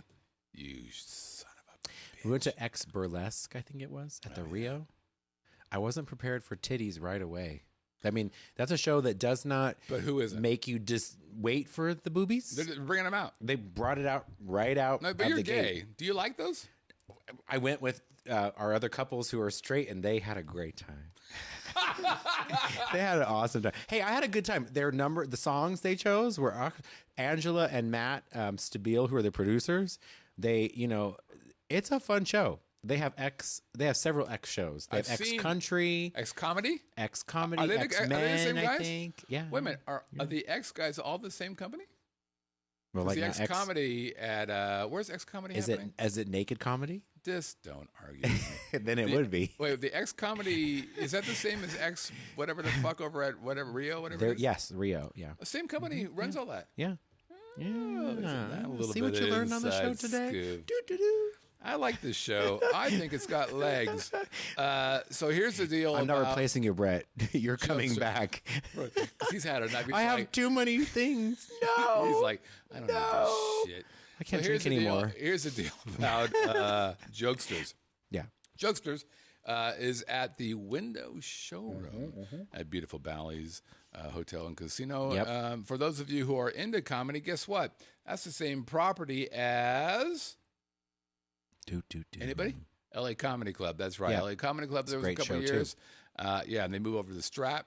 And I know those guys who run that. Yeah, And Joaquin Phoenix. That's right. Yeah, he's a That's good right. man. He's a good, my house seats man. He's a good guy. I've known him a long time. He's a good guy. Yeah. And the guy who's running Jokester, he accosted me. That's not true. That's not right. But he's like, hey, Scott. I'm like, you were in the front row, it looked like, so of course you're going to get a I had a pretty good seat. I actually said a couple things that allowed me maybe to get a good seat. Because I couldn't get it with fucking house seats. No, right? You're in the I'm like- back. I'm like, Daddy's got. Do you know how many people have gotten like really good seats to Celine Dion on house seats? Oh, and go said, fuck yourself! I'm I serious. didn't get that. Well, too bad. And And they didn't even know me. And I know the guy. No, it doesn't help you. Well, Does not help you. I have the Bryce penalty. Is what I've got. All right, so here's the deal with God. I feel like I'm gonna eat Jokesters. that one day. The problem that has always been there with the Windows showroom is that there's this big fucking pole in the middle of the stage, and it's super distracting.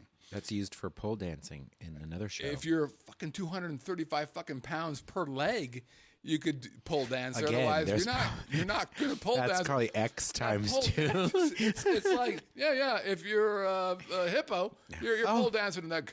That's not what that place is. It's too big. So here's the deal. It's always been kind of distracting, and I've seen several shows there. I've known several people who've tried to put shows there. It's a weird thing. Yeah. Guess what Jokester did? Fucking figured it out. Yeah. God bless their little hearts. They put up a couple large screen.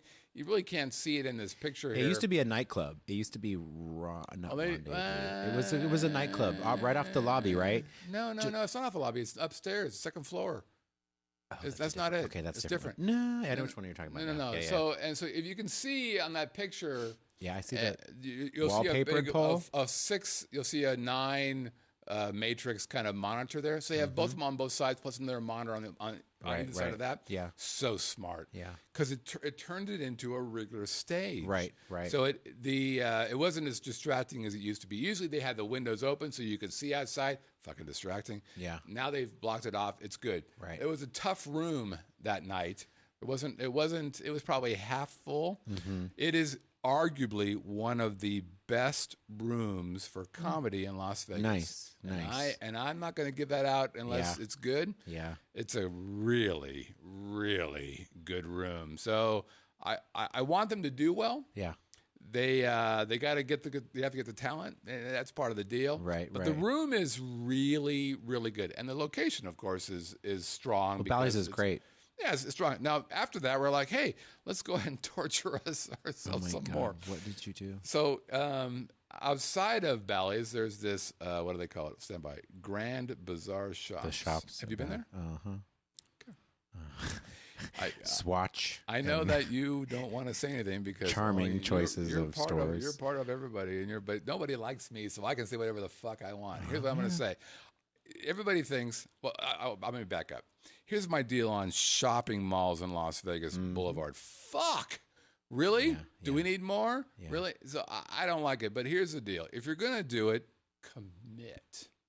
So, for example, if you're T.I., T.I. was one of my favorite places in the world. Yes. I loved the Pirates and all that they provided. They put Senior Frog there. How did I feel about that? I thought it was fucking stupid. But they committed. Yeah. They committed. And I believe they're doing good business. And they put a Walgreens in there, too, and then they fucking sucked the dick of the devil. And they said, yeah. There's a Walgreens across the street of Venetian. You know what? There's a Walgreens. Every time you hear a fucking secondhand move, another Walgreens is built on the fucking strip. There's another one opening by the CVS and Walgreens, whatever, yeah. and anything. By the way, if you want a condom, they're fucking everywhere. But the problem is, it lacks, what's the word I'm looking for? Oh, yeah, I know. Fucking life, joy, happiness, Vegas-y shit. Well, I always thought it would really piss off the casinos because the casinos make money in their gift shops. And now here's CVS and Walgreens coming in, taking that traffic away. Oh, my God, I just want to shoot myself. Yeah. Okay, so here's the deal. But if you want a greeting card and a bottle of vodka. So you look at T.I. and you go, yeah. Pirates. Love it. I loved it. Senor Frog? Yeah. Oh, for fuck's sake. But at least it's froggy. Fuck.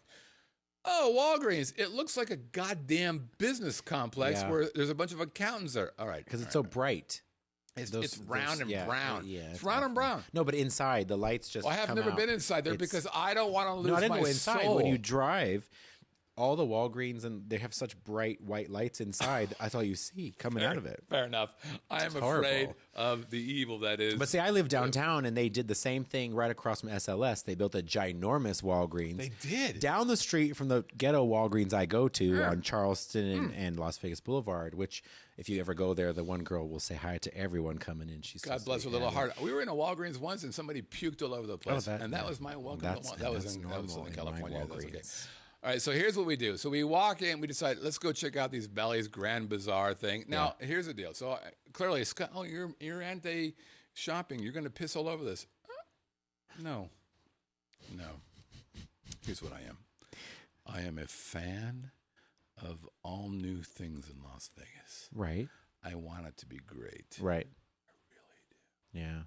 So when I walked up the stairs beyond the valet, came up to the Grand Bazaar. I'm like, I'm excited. I'm looking forward to it. Oh, you took a picture. Here's what I saw. I took about 10. Oh, God. So now we were there a little late. Yeah. This isn't nighttime. Yeah. It's about 11 o'clock. Not a lot of people there. But that corner's so busy anyway. You'd think there would be people. Here's the thing. What this reminded me of is an outlet mall. Yeah, worse. Because the outlet mall's busy. I live right by it. You can't even park there. Right. So for those of you who are listening to the show and can't see it, What I'm showing right now is a empty hallway, basically, of nothingness. Nothing. Is it clean? No, yeah, it's really clean. Yeah, but there's nothing. But there's not. It was 11 o'clock, so maybe 11 o'clock on a Friday night. There's nothing going on. Really, 11 o'clock on a Friday night in Vegas. I'm trying to be helpful. No. But you can see it really. So outlet malls. There's something to be said for outlet malls. God bless outlet. I saw that malls. store in Hawaii when I was there in Wailea. Oh yeah, that's why I took that picture. Of those they have good cookies. Yeah, they have great cookies and What's macadamia it called? chocolate. Honolulu or Honolulu something. Honolulu Cookie Company, right? Yeah. And I'm like, yeah, that's cool. That's Here, funny. the best thing I saw at the bazaar was that. I want that. And so this is a giant blow up flip flop. I'm going to take a picture of that right now. Please do. Yeah. 'Cause Here's the ironic thing about the giant blow up flip flop. You can't buy it. You can't? No. Oh, then I'm going to take a picture of it. Forget that. They sell flip flops. You can't buy that one thing. No. See, we go to music festivals. That'd be great to like pass around the crowds. How fun would that be? Are you kidding me right now? All right. So And they have a swatch company there. Well, that's the litmus thank test God. of shit. Well, thank God they have a swatch. Yeah, but fuck. how old is Swatch? The 80s? It doesn't even matter. It doesn't. If you're buying a swatch, I'm sorry, Bally's. I do love you. God bless but your it's little a heart. Shitty God shopping damn it. center. It broke my heart. Yeah. Because their position. Look at from a location perspective. Right. It's a great. Well, when they started to talk about building it, that's the thing. Everybody has the expectations of coming in to build something awesome. I have the same problem with downtown Summerlin. Look at you. Going Sorry. after downtown Summerlin. I mean, most of you who are listening that aren't here, you don't know about that. But downtown Summerlin is our version of what they wanted to call the Grove in L.A. Oh, interesting. When you let everyone drive through and not walk through, you're not, willing. And I know they do that a lot to try to get like Apple there because you have to have driving and parking by the Apple store. They just didn't have the big names. So you're just building a mall. You're out of wine. You can open my other bottle. Way to go. Sorry. That's what happens in after show. You drink too much in the show. It's my fault. Fuck. Your fault. Yeah. They just have high expectations, and what you end up doing is overpopulating certain things. There's so many restaurants. There's so many choices. And to me, I mean, I live downtown. I don't live in the burbs. I don't live up here, and I like where I live. But when we do visit up there, it's overrun with things, and that's my thing. When you go other places, they have different stores. You see the same stores just in different areas. Right. A live chat question. Somebody wants to know: is there a Safeway in Las Vegas? What the fuck? No. Let's hope not. I went to Safeway in Hawaii and bought alcohol. Sorry. Slip of the tongue. All right, let's go to real. We are. Where are the hoverboards? Running long. Yeah, I'm sorry. I don't care. There were hoverboards there, and there was nobody there. It was closed off, but it was late. It was 11 in Vegas. The lazy man's walk thing is the hoverboard thing. They also catch on fire. All right, chat potpourri. We have chat questions. We're going to answer them quickly. Okay. We're not going to screw around here. We're going to make it happen. Fast. Ready? First question from Mike Q. Does the city of Las Vegas have a homeless emergency that they are constantly throwing money at? What's the homeless vibe in Las Vegas? Quick, do you know? It's rough. Listen. Tent City over there on Owens in Las Vegas. Been there for a long time. Here's the deal. If you're in Las Vegas, hold on, let me back up. If you're a homeless person. And you're watching. Hold on, step by. I don't want to sound like a dick here. Look, if you're a homeless person, where do you want to live? You want to live in a place where it's warm. Not here in the summer. Yeah, I think it's okay. It's hot. Well, but you're not, look, pick one, cold or hot. And you can have blankets. Or you can have a Speedo. Oh, God. Look. The next time I see a man on Charleston wearing a Speedo saying, I need help, I'm not giving them anything. What I'm saying is this. That's awful. If I were homeless, I'd be in Las Vegas. I'd be in Seattle. I'd be in. They put you Are up you in, out of your No, they put you. No, mind? no. They put you up in housing. Well, actually, he brought the, so the guy. I see somebody wrote Mike Portland, wrote that. So look, here's a problem. No, I for believe me. you. Cold, icky. So is there a homeless issue here? Of course there's a homeless issue. everywhere. Fucking homeless issue. Anybody's There's got a homeless more issue in Hawaii. Right. We saw them there too. So yeah, there is. I don't not think it's an out of control homeless thing. I actually think I don't have a lot of insight. I don't I think it feels to me that there are organizations here who are doing good work. They are doing here. great jobs. Yeah. The rescue missions, Yeah. Shade Tree. There's a lot of organizations that do very well to help people here. Salvation Army. Yes. I can't speak to it personally, but it seems to me that that is happening. We're helpful here. Yeah, and I get, it's a so part of it is that Vegas is a very transient city, arguably the most transient city in the country. Yeah. Because a lot of people think they can make it here because they can't make it anywhere. I don't know what the hell they're thinking, but they think that, and so it brings in a lot of people, and depending on the business you're in, you meet these people, you see this, you experience it, and I don't mean just driving by, but I've met, I don't know, you probably haven't. I have a lot of them down where I live. Well, but I've had people come and pitch me stories where I'm like, this you have no foundation, bro. Right. You got nothing, and 4 months later they're gone. They're at the next place. Yeah.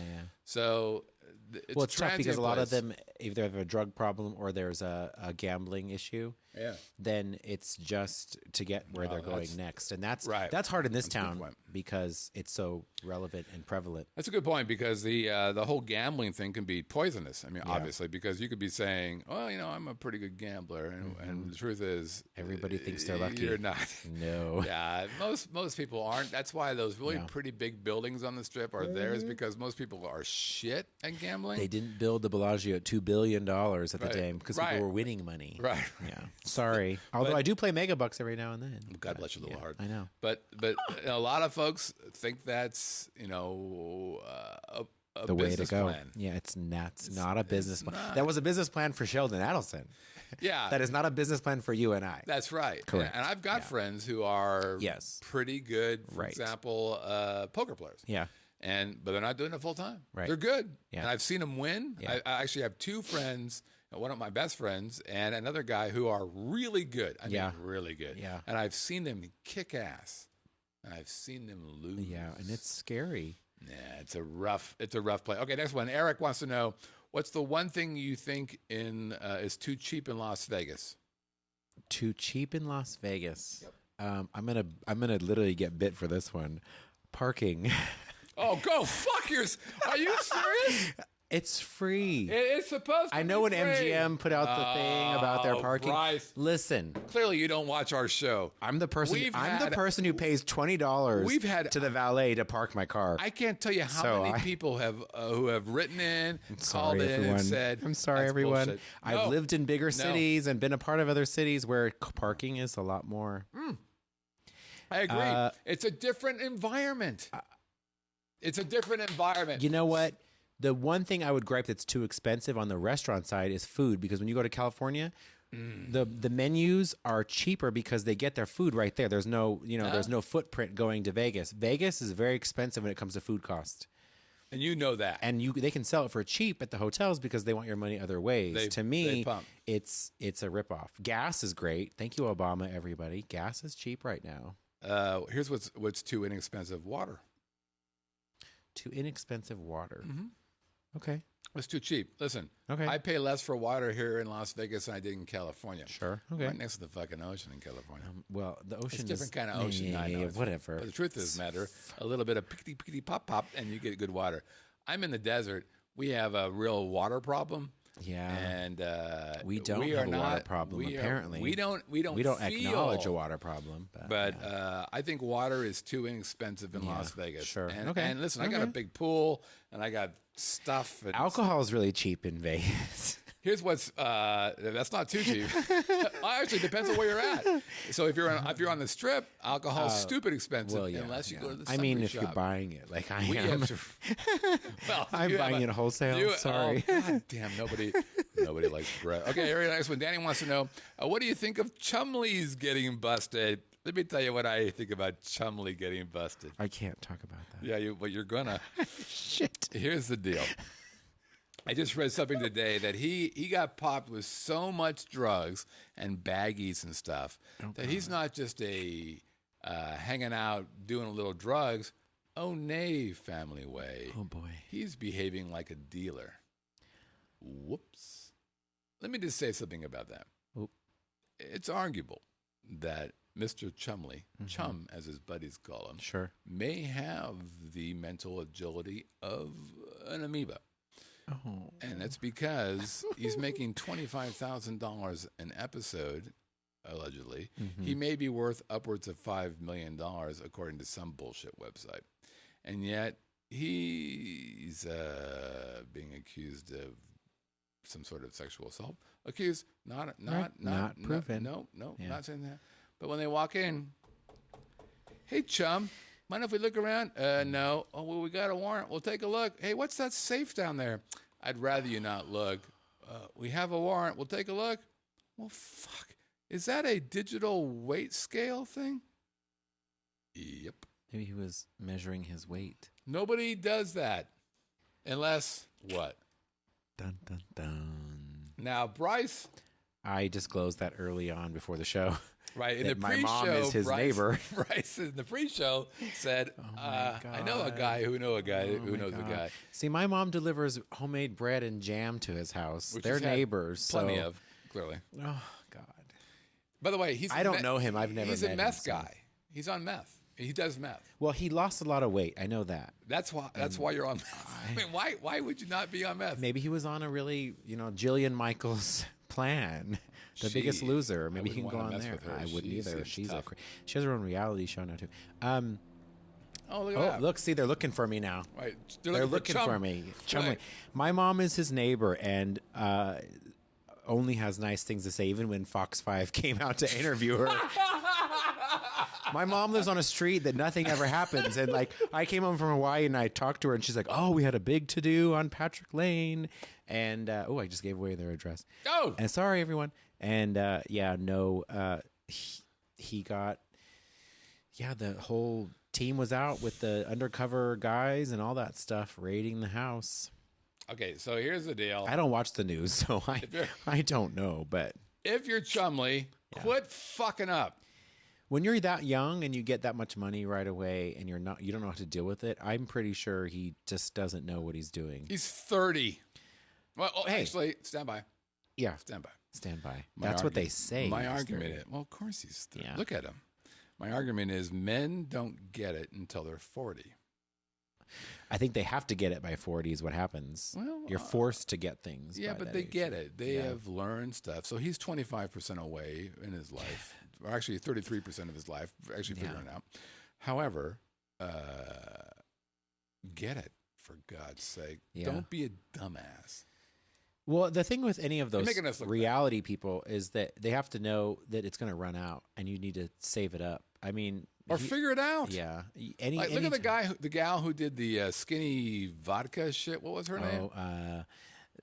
She was on Real Housewives of New York. Yeah, look at her. She's vapid, idiotic kind of thing. And the next thing you know, she's stumbled in $100 million. I don't know her. Bethany Frankel. Yeah, I don't know her. I don't care to know her. No. She figured it out. She figured it out. Well, in any profession, I had a really good friend who was in the stripper business here. She said she came here to move to the best business where you can be a dancer. She saved all her money, never got involved in the business. Was she at college getting a psychology degree? No, she's a top realtor in town now. Oh, did you do a thing for her, like a testimonial? I did. Is that out on the web somewhere? Sure is. Well, that's just great. How would I know that? Because you found me on the internet somewhere. And I'm like, look at that. Shit. He did a test. Are you showing it right now? No, fuck okay. no, I'm not going to show that. Shit. Come on, are you out of your mind? But right. No, I mean, in that sense, stop. You're so funny. How do you know these things?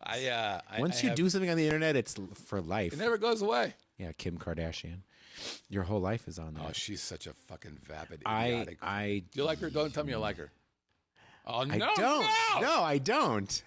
No. I've watched their show. No. I've watched their show. Melissa and I have fights, real fights, about how vapid I don't care horrible. for them at all, but they are smart people because they honed in on people who watch. No.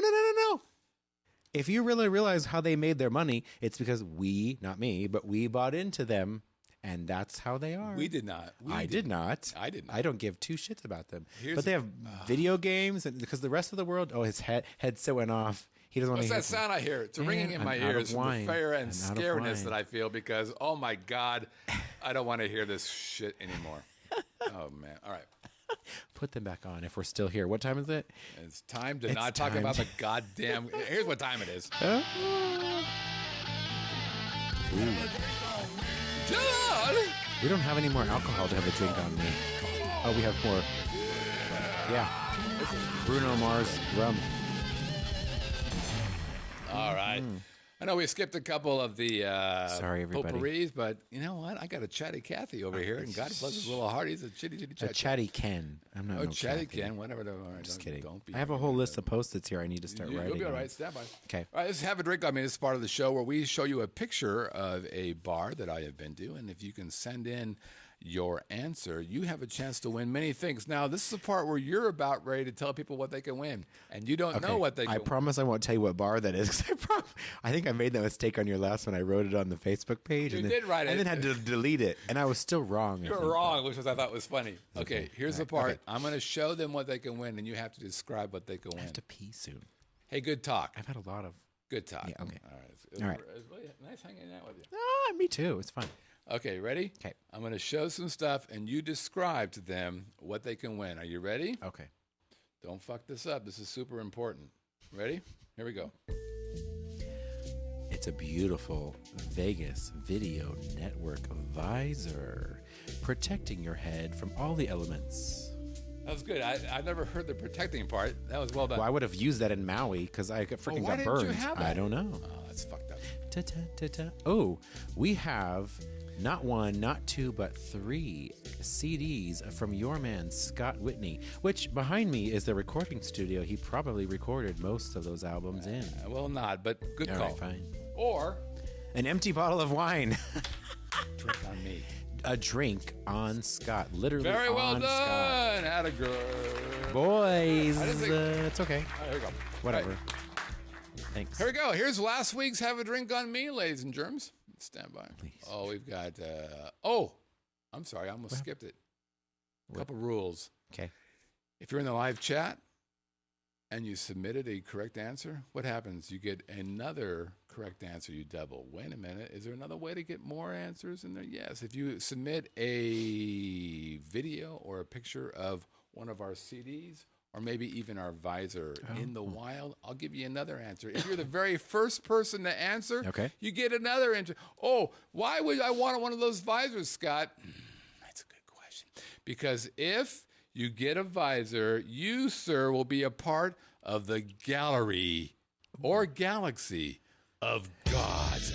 There's Rob and Glenn. Why do I know him? Jimmy, Rob, and Stuart in Russia. There's Binky, who has a talk show. There's Greg, who's a greedy bastard. He wanted more than he could have. There's Mike and Scott. There's Shanna Jen. There's Alan and his better half, Aaron. There's Pops and Sammy. There's your buddy Scott. He's groovy. There's Jackie and guess what? She had a baby listening to my music. There's Brett's dad. There is Dawn. There's a dog. There's Wayne. There's Mike. Oh! Wait, there's more. There's Danny and Brett. Of course, there he is. And of course, Bryce doesn't have a visor in Hawaii. Thanks a lot for calling me out. I could have used it. Really. Why And didn't you have a visor? I don't know. I usually I don't give- even wear a hat. I did not protect myself the first day. And I'm peeling right now. Pretty disappointed you I didn't have a know, visor. It would have been really nice if you had worn the visor in the Hawaii. Yeah. I wore In the my- Hawaii? I wore my In the Hawaii. Don't judge. Here's last week's Have a Drink on Me. There it is. I know where that is. You don't know where Yes, it I is. do. That's the answer I gave you the first time when I was You don't wrong. know where that is. Yes, I do. What do you think that is? Can I say? Yeah, go ahead. That is the country club at Wynn Las Vegas. Son of a bitch. I have drunk there so many times. Where a glass of Veuve Clicquot can cost you much as $40 a glass. Well, that's stupid. I have been. So drink on you. I'm going. We're going. You're taking me there. The Eggs Versailles for brunch. I have been there many times. I don't recognize your country. My country of Wynn. All Las right, so it Vegas. is. Okay, we got 25 out of 26 correct answers. Yay! In this big bad boy. It was, my in fact, favorite bar. the country club. It's a beautiful place that I have never been to. Brett was there, and that's where the picture came Can I take you there then? Yes, I'll take you there. I'd love to go. It's a great Do you spot. know anybody there? I know everyone there. You're such a fucking bad man. I know everyone. All right, here we go. You ready? Yep. All right, so here we go. First one up, Jimmy 2Gs. Jimmy is in the live chat. Let me double check. Okay. He's going to get a triple, I think. Let me double check. Jimmy, here he is. Okay, here's what happens. So, I'm writing. stand by. Okay. Let's fold that up a little bit. Fold it down. Like that, so I can put the hat up there. Oh, okay. Ah, yes. Oh, you're new to here. You I don't. No, know. not that Oops. far. For Okay. fuck's sake. Oh my God. Push to me. No. Too many alcoholic beverages. Fuck, man. Get it in the hole. Just There put you it. go. That's a nice picture. So Jimmy gets one Jimmy for gets the right answer. Jimmy gets 2 for being in the live chat. Okay. Put him in there. Oh, okay. Jimmy 2Gs. Jimmy, fold it. Oh, for fuck's. There's so many rules to this. Jimmy 2Gs. Yeah. Got him. Folded. Jimmy gets a third because he was the first answer in. Okay. So I put him in there 3 times. You put him in twice. I put him in once. That's 3 times There total. we go. Okay. I got it. It only took me 1. Good job. Okay. Ken Anderson. Ken's in the live chat. He gets 1 for there, and Ken gets another 1 for being in the live chat. Go, baby, go. Okay, so you have 1 for Ken, and I have 1 for Ken. That's right. Okay. Rob Cole, he gets 1 in there. He's also in the live chat. Ken gets another 1. Rob Bs Cole, for Rob Cole? R-O-B-C-O-L-E. He's a I put UK 2 mother. Bs. Sorry, Rob. Glenn Santa. Let me just check. I thought I saw Glenn in there. Oh, I don't see him now. Oh. Nope. No, then you only put it in there. Uno for the Bye, Glenn. Glenn. Sorry. Sorry, Glenn. Kevin Whip from the Canada. Only 1 from him. Let me double check just to make sure. Kevin. Got 145,000 people in the live chat. It's hard to check. Oh, my God. That's an Look at him. exaggeration. Bragging. John Herman from New York City. New York City. Yeah. Does he get 1 from me, too? Double check. Stand by. No. Okay. Oh, wait. We have a new one in the live chat. John 1964, which means he's a young little whippersnapper. God bless your little heart. 1964? Andy from New Hampshire. I believe Andy is in there. Let me double check. I saw him before. There he is. Okay. Andy gets 1 for being the correct answer. Andy gets 1 for being in the Mine live gets chat. 2 Post-its every time I do it. What does that mean? I don't know. Cause Oh, it's just because you jacked know up. what? It's I'm actually almost out. Oh, it's fucked up. Okay. So don't do 2 Post-its. Okay. You have to understand that. You have to pull them apart. Well, I've only done 1 and folded it in half. I'm but not going to have you cheat with these people. so hard. It's rough. Erin Perry, she is not in the live chat, but she is the better part of Alan Perry. We'll talk about that later. All right. Gary Romberg, Mr. Testy. You know why he's called that? Because it's 1 testy. He has large testicles. Ew. It's Does he get 1 from me? no. No. No testes. Nobody for you. gets a. No if you say ooh, you don't get one. Fuck. I know that. Matt Easton, I think, is new. Wait a minute, actually, Teddy Bear. Oh, you Teddy Bear. Also, you. No, Matt Easton is not in the live chat. God bless his little heart. Steve Rhodes from the UK. He is, right? We're international. No, he's not. Oh, sorry, Steve. But he wrote it. I don't know that was okay. Good. And then we've got Christina V. It was Christina. Let me just say something about Christina. I'm running out. God bless her. You got some right there. Do you need Those more? are empty. Those are ones I had messed up on. Thank you. Give me a new set. Christina, the reason why she had such a good child is because of my music. There's Christina right there. But here's the real magic of Christina. Look right there. That is my music, Jazzathon, streaming being on her played to the child in utero. That's an iPhone, Doesn't not matter. an Android. I didn't say that. All I'm saying is that child is listening to my music while Because they have it accessible on iTunes on an iPhone. Uh-oh. Easy. That's her. All right, and then finally, Jim Cowley from Port Washington, Wisconsin. Oh, wow. I don't believe he's in there. Let's keep moving, shall Okay. All right. we? All right, here we go. Michael Snow. Michael writes, if I can't be the first, I will be the last, because he wanted to be the first. Alpha and everybody Omega. can't, I brought that. right? But he wasn't the last. He was number 15. And so not from me. Okay. Eric Hansen, Airport Limbo. Airport Limbo is in the live chat. You're going to write Eric. ERIK. That's right, because I've he already known is you. from Sweden. Sweden? Oh, Okay. Are you from the Sweden? Oh, What movie are you is a that? DJ? Are you from the Sweden? Are you from the Sweden? Is that from the Eddie Murphy. I'm from the Sweden. an Eddie Murphy movie? Jamie Curtis. Oh, I don't know. Okay. Here's why I wanted to talk about Eric's entry. He wrote, the subject of his entry was, "This is your circus. We are your monkeys." Oh my. Stay classy. Okay. Fucking I put one in there for him. attaboy. Okay. There we go. Moving forward. Yep. Next one up. A lot of printed. Brian Leach writes. No, Brian. Hi, Scott and Brett. Hey. And Bryce today. The answer to his Hey Dom is the country club. It's Haddam. Haddam. Have a drink on me. Well, I know. Have what you the watched the show acronym ever is. before? No. No. I barely watch mine every week. Stop. I work so hard for you people. I know. And you don't even. I'm just there for the moment, and then it turns into a more of a moment. Settle. Please continue on. I was in Las Vegas a few weeks back and finally got to eat at the Capitol Grill. Did they sponsor you with Capitol No, Grill? but I'm Okay. about ready to talk to them. Yeah, you should, because this is a lot of Capitol Grill. I have a wine locker there. DW Bistro.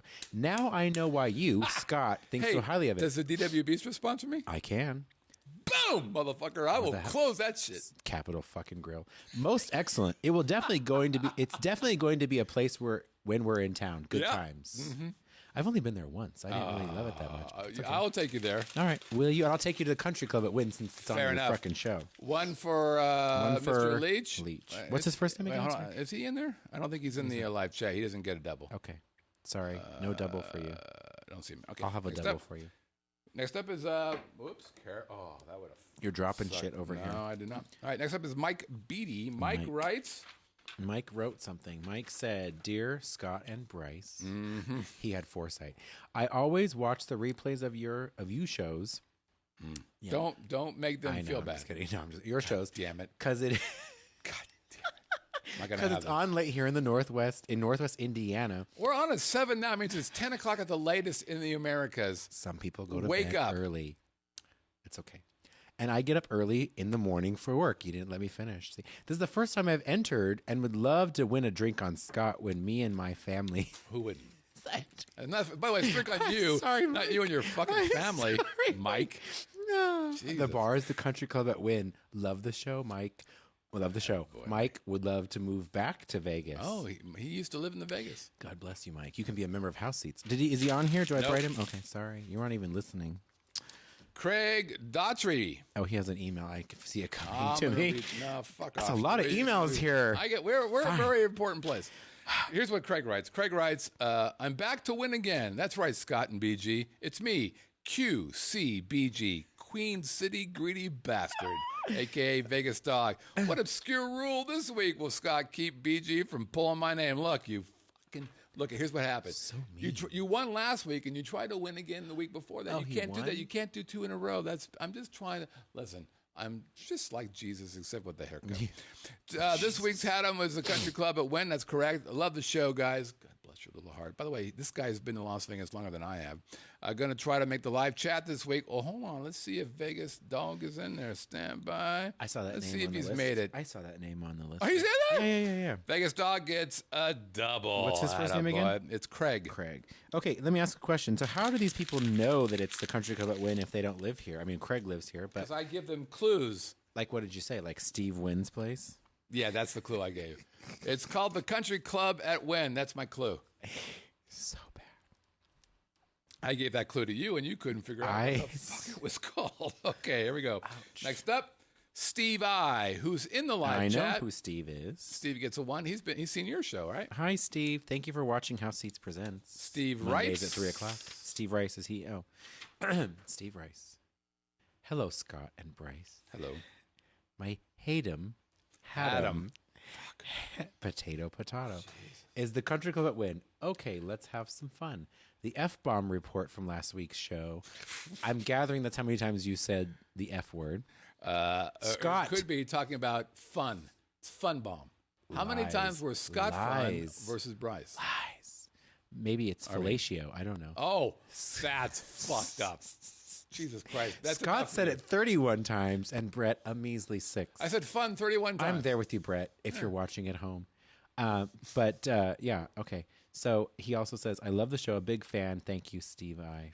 So he's from Michigan. He is. You're not even in Vegas. I love it. He's a You good can have the guy. email Steve's back. a good guy. Did you Thank give you. him? I gave him his extra. You crumple the paper loudly. It's the fun bomb. Okay, Tom Yu Tom, you. writes, I will read this Thank you. quickly. Tom writes, boop, blah on Brett for nixing the mistyping of the hostile grape for the hostile bar. That's not a mistyping. That's not writing the fucking right Hostile word. grape. He wrote the hostile grape is at, this is a couple weeks ago, Okay. over at the M. He wrote the hostile bar. It's the hostile grape. You don't mistype Okay. grape and bar. Well, You it's just still got hostile. it wrong. It's not up to me. Okay. I allowed Brett to decide. I protest this week, had him, as opposed to, what'd you call it? Hate him. Hate him, right. I hate him. At the country club. That's Tom, you attaboy, Tommy. Is Tom in there? Let me double check on the Tom, because sometimes he shows up just to poke me in the eyeball. Nope, no Tommy today. Go pee soon. Hey, you know what? Why don't you keep that to It's yourself? all your fault, and you have no bathroom in here. Okay, stand by. my pants. I'm going to read this one, and you get the next one, because the next one is hilarious. Okay, here we go. okay. Next up is Alan. Alan is not in the live chat because he's too good for us, but he writes, hey, Scott and Brett, or Bryce. Thank you. The Hatem, or Hatem. Fuck. The bar this week is the Country Club, yes. Aaron and I are planning on doing a Sunday jazz brunch here on Sunday on Memorial Day weekend. The music and the view should make for a special meal. DW Bistro. I am not a big fan of brunch buffets. Oh, Perfect. DW Bistro. It's not a buffet. Yes. I just can't eat enough to justify it. But from what I've read, they also offer an a la carte menu. do. Eggs Sign me Versailles. up for Eggs that. Versailles. It is smoked salmon and caviar eggs Benedict. It's the best in the city. There you go. It's my favorite thing. There is something special about a bar restaurant that overlooks a beautiful golf That is the course, most beautiful view. especially in the desert. And the wind knows how to do it right. I can't wait. Alan Perry, Prescott. You say it so nicely, and then you tear it up, and it's sad. Don't argue with me. I can't have that. Am I reading this Oh, one? for fuck's sake. What happened to the one I Oh, want? it's the second to last one? Stand by. Okay. Oh, there it is. I'll have that one for standby. I'm going to have you read the last one. Okay. Next up, Mike Q, who's in the live chat. He He is. gets one for boom, Okay. one for the live chat. Mike writes, Q. Mike challenges me, God bless his little heart. Good. Greetings, Scott Somebody and Brett should. / Bryce. The shows are going great, as always.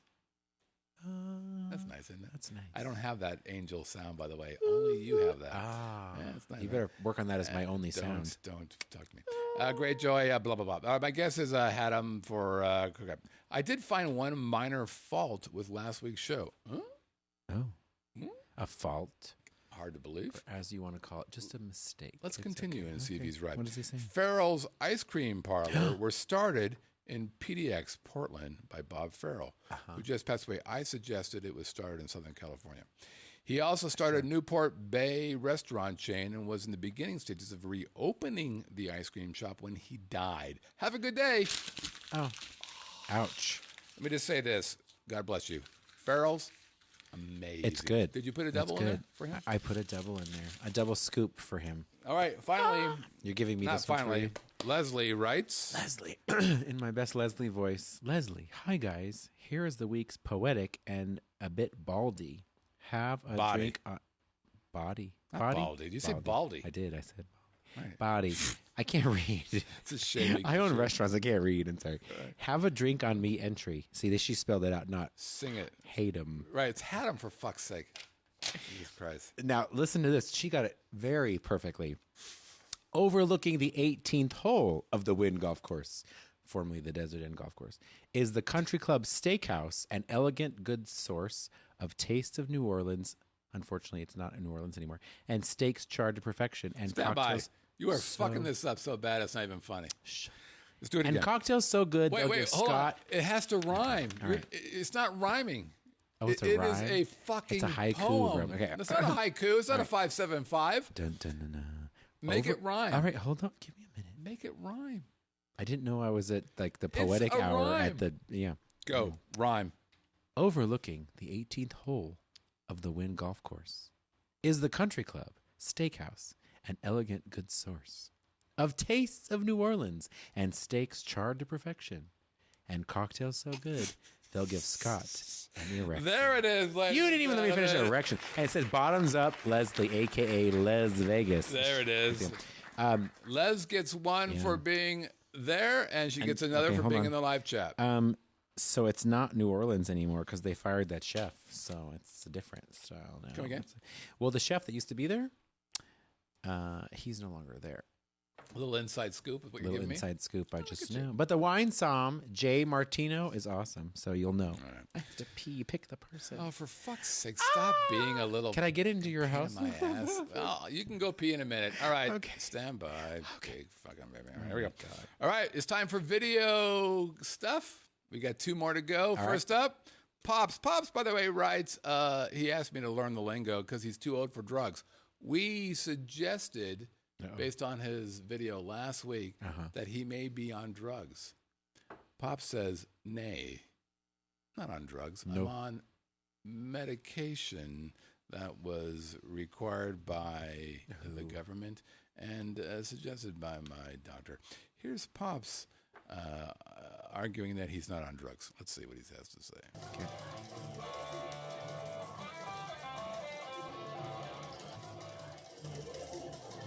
Hey kids, somebody said Gachazathon in the wild. Well, there's Gachazathon, That's me playing guitar right now. and it doesn't get any wilder than this. That's Florida swamp right behind me there. 5 species of deadly poisonous snakes, What? alligators, crocodiles, and Florida skunk apes. Dangerous place. That's why I'm not going to take 6 steps backwards. I want to move to Vegas because I'm sick of finding alligators in the damn pool. Oh my God! Yeah. That's some shit right there. Do you know I'd be really scared of that? You know what? Here's a problem with Let me all see if that. I reach that. Look at you being a stud. Pops Yeah. gets 1 here. Do you want me to and sign one here? he's in the live chat. Okay, I lost my pen. Really? You're... it's really not that far to go, Pops. Bryce. I'd be right there with you and not want alligators in my backyard. Right? That's a reasonable risk. And then, of course, that's our Scorsese, not Seinfeld. Who's the guy who's Stein? Oh, God damn. Kramer? Yeah, no, I mean the director. Oh, of Seinfeld? No. Martin Booby. Scorsese? Oh, fuck. Come on. Stop talking What to are me you out talking loud. about? Who did E.T.? Oh, Steven Spielberg. Thank you. Yeah. Our Spielberg, our Scorsese, our Bobby LaBerge. Hey guys, this week's location is at the Wynn Hotel and Casino. The country club overlooks the 18th hole on the Wynn golf course. It serves lunch, dinner, and brunch on weekends with a unique jazz brunch offered on Sundays with live music. Speaking of music, in the color green, Here we go, ladies and gentlemen. There's the There I one. Miraculous hours are down a few pints and you're grinning for hours. Your banter is witty. You dance better too when you're under the spell of the magical brew. If you find yourself acting a little improper like mooning It's scary when the talent is outside in the audience as opposed to serious. Bouncing your quarters as best as you're able, or tune the tune of a jig on the table while humming along in a tiny kazoo. Inspired by Bob. the musical magical groove. You roll on a cake till me. the break of the morning. Here's You try Danny. to get out with the moves Playing in with the the tongue. corner, or using a fountain instead of the Bob. make room for some more. Where's Bob some more? Green. Bob and Bob's and Danny. Feisty and frisky and rowdy and jokey, you'll shatter a glass with your loud Hey, you guys got, if you're watching, if you're listening to this, you got to go check out the video. Go to VegasVegasNetwork.com. Go just watch the video. It's hysterical. That fabulous potion, they love it from Dublin to Kalamazoo. Hurrah for the wonderful magical brew. Hurrah for the wonderful magical brew. Hurrah for the wonderful magical brew. Who has the best viewers in the world? Wow. Oh, I lost my pen again. you guys have a good one, and we'll see you next week. Oh my God. Ladies and gentlemen, Bobby is LaBerge, awesome. 65 years old, going on 20. Can I give him 2 for that? You know what? You can. That was awesome, That's Bob. a third. All right, here we You go. like did a full-on commercial for the win. He's the baddest. He's a bad. I was Look like, at this. oh, This is you should see brunch this. on Saturdays and Sundays. Look at that. This He's is a- super a cool. Full hat. Okay, here we go. All right. You're gonna pick the winner. Oh, now I have to do that too. Yes, it's a hard job my that God. you live. Oh yeah, I work at the bistro and do all kinds of stuff. Nobody gets to go to my restaurant. It's a Sunday. Fuck you. Are you done You yet? can't go to my restaurant. You get in line, fucker. Here we go. You're such a shit. I feel like a shit. Oh my God. All Here we let me go. All right. Okay. Hold on. Is there a drum roll? No, you have a drummer, but I don't because yours is a better produced show. Rob LaBerge. Oh my God, Rob, the guy who just did it, Rob was. LaBerge. Way to go, Robbie. Rob LaBerge. And you should win because God. Is that Bob? That's Bob. Oh, I wrote Bob on there, so. Well, Bob or Rob. Rob LaBerge. All right, Rob wins the hat. Or I think he's got 20 of them. I think Rob should apply to do the commercials for the You Win know what? Las Here's the thing. Vegas. Rob already owns all of these CDs, Oh. as you saw, because he showed it in his I'll show you his montage. video. He actually popped them up right there. There Oh, it is. Oh my So God. he's got everything. I think hysterical. he's got. I'm not sure if I think he has a visor. I think he does. If not, he's about ready to have. Okay, let's look at next week's. So we taking this him to week's. the country club at Win? Have a drink? Stop yelling at me. I can't have it. I am sensitive. I'm a sensitive flower. Oh. All right, here we go. Let's look at this week's Have a Drink on Me. And I shouldn't say where that is? Do you know where it is? Yeah. Don't say anything out loud. Ready? I don't know which bar at that restaurant. Well, then that fucking matters. You have to know the bar. Why? Hold on. Let me do this because I It's have new. to. I'm It's a gonna do new it. bar. It's a new bar. Stand by. Hold on. And now it's time for this week's Have a Drink on Me. It's like, I got it right here sometimes. Okay, here we go. Hint number 1. I should have said, oh, here is this week's Have a Drink on Me, which is the best fair, not French fair, not fair. accent I can possibly do. That was bad. Again, hint number 1. I should have said, Je suis le papa de blanc, la tête longue, j'étais blanc. Oh là là donc. are you saying words? No, I'm fake French. That's awesome. I do Celine Dion. That's Je suis le blanc. Le flûte, flûte, flûte. hint number 1. Hint number 2. Pretty much every casino has a bar like this in the center of the casino. You are terrible. Pretty much every casino has a bar like this sitting in the center of the casino. Hint number 3. You don't like France? Well, maybe you want to check out the boys from Jersey instead. Oh, If you don't like France, I get that. They don't like America. Fuck them. Oh. That wasn't right. It's terrible. Go check out the boys from Jersey instead. Hey, if you know where this here place is, you're going to send an email to Have a Drink Yeah, don't write it on Facebook. at Vegas Video. Right. Or you could go, hey, is it, is. SLS whatever? It's the Double Down Bar No. and Saloon right there. Have you a ever been drink to the at- Double Down? Have it? Yeah, of course. Have I been to Devil? Have you had the toilet water? You mean ass? The ass juice. No. Actually, I haven't been there. Is it ass juice? It's ass juice. It's in a toilet bowl, though. Yeah, well, that's charming. It is. Are you going to bring that to the DW? No. Probably not. No. Probably not. If it, just a I wanted classy to joint. close this up. Have a drink at VegasVideoNetwork.com. Hate them. Have a drink at Vegas Video Network. And we're going to the country club now. at the Win. .com. All right. Hey, thanks everybody for playing along. Big thanks to Bryce for Thank hanging you. out and playing along. If you want to send us an email, you can do so at onairq@livinginlv.com. Again, onairq at livinginlv.com. Wait a minute. You want to have your own voice on the show? Of course you do. You're pretty and everybody loves you. If you hang out, go to our website. You're going to click on the, that's an old website. Got to change that picture. Click that little tab on the red side, and that's going to take you to a little thing that's going to allow you to leave us a voicemail. Hey, guess what? We're on iTunes. Leave us a 5-star review. We're on YouTube. Give us a thumbs up. Share us with all your friends and your family. And by the way, besides being on iTunes and YouTube, we're also on Roku. Guess what? 31,000 plus accounts who have checked us out. We're on Stitcher, TuneIn, Chromecast, Apple, Google, and Fire TV, Google Play, and of course, the Vegas Video Network. I'm your friend Scott. That's Bryce. Hey. God bless You got me to sing at the end. Hey. Hey. And God bless hummed you it for there. hanging out. We'll see you guys next week on the Living in Las Vegas podcast. Take care, everybody.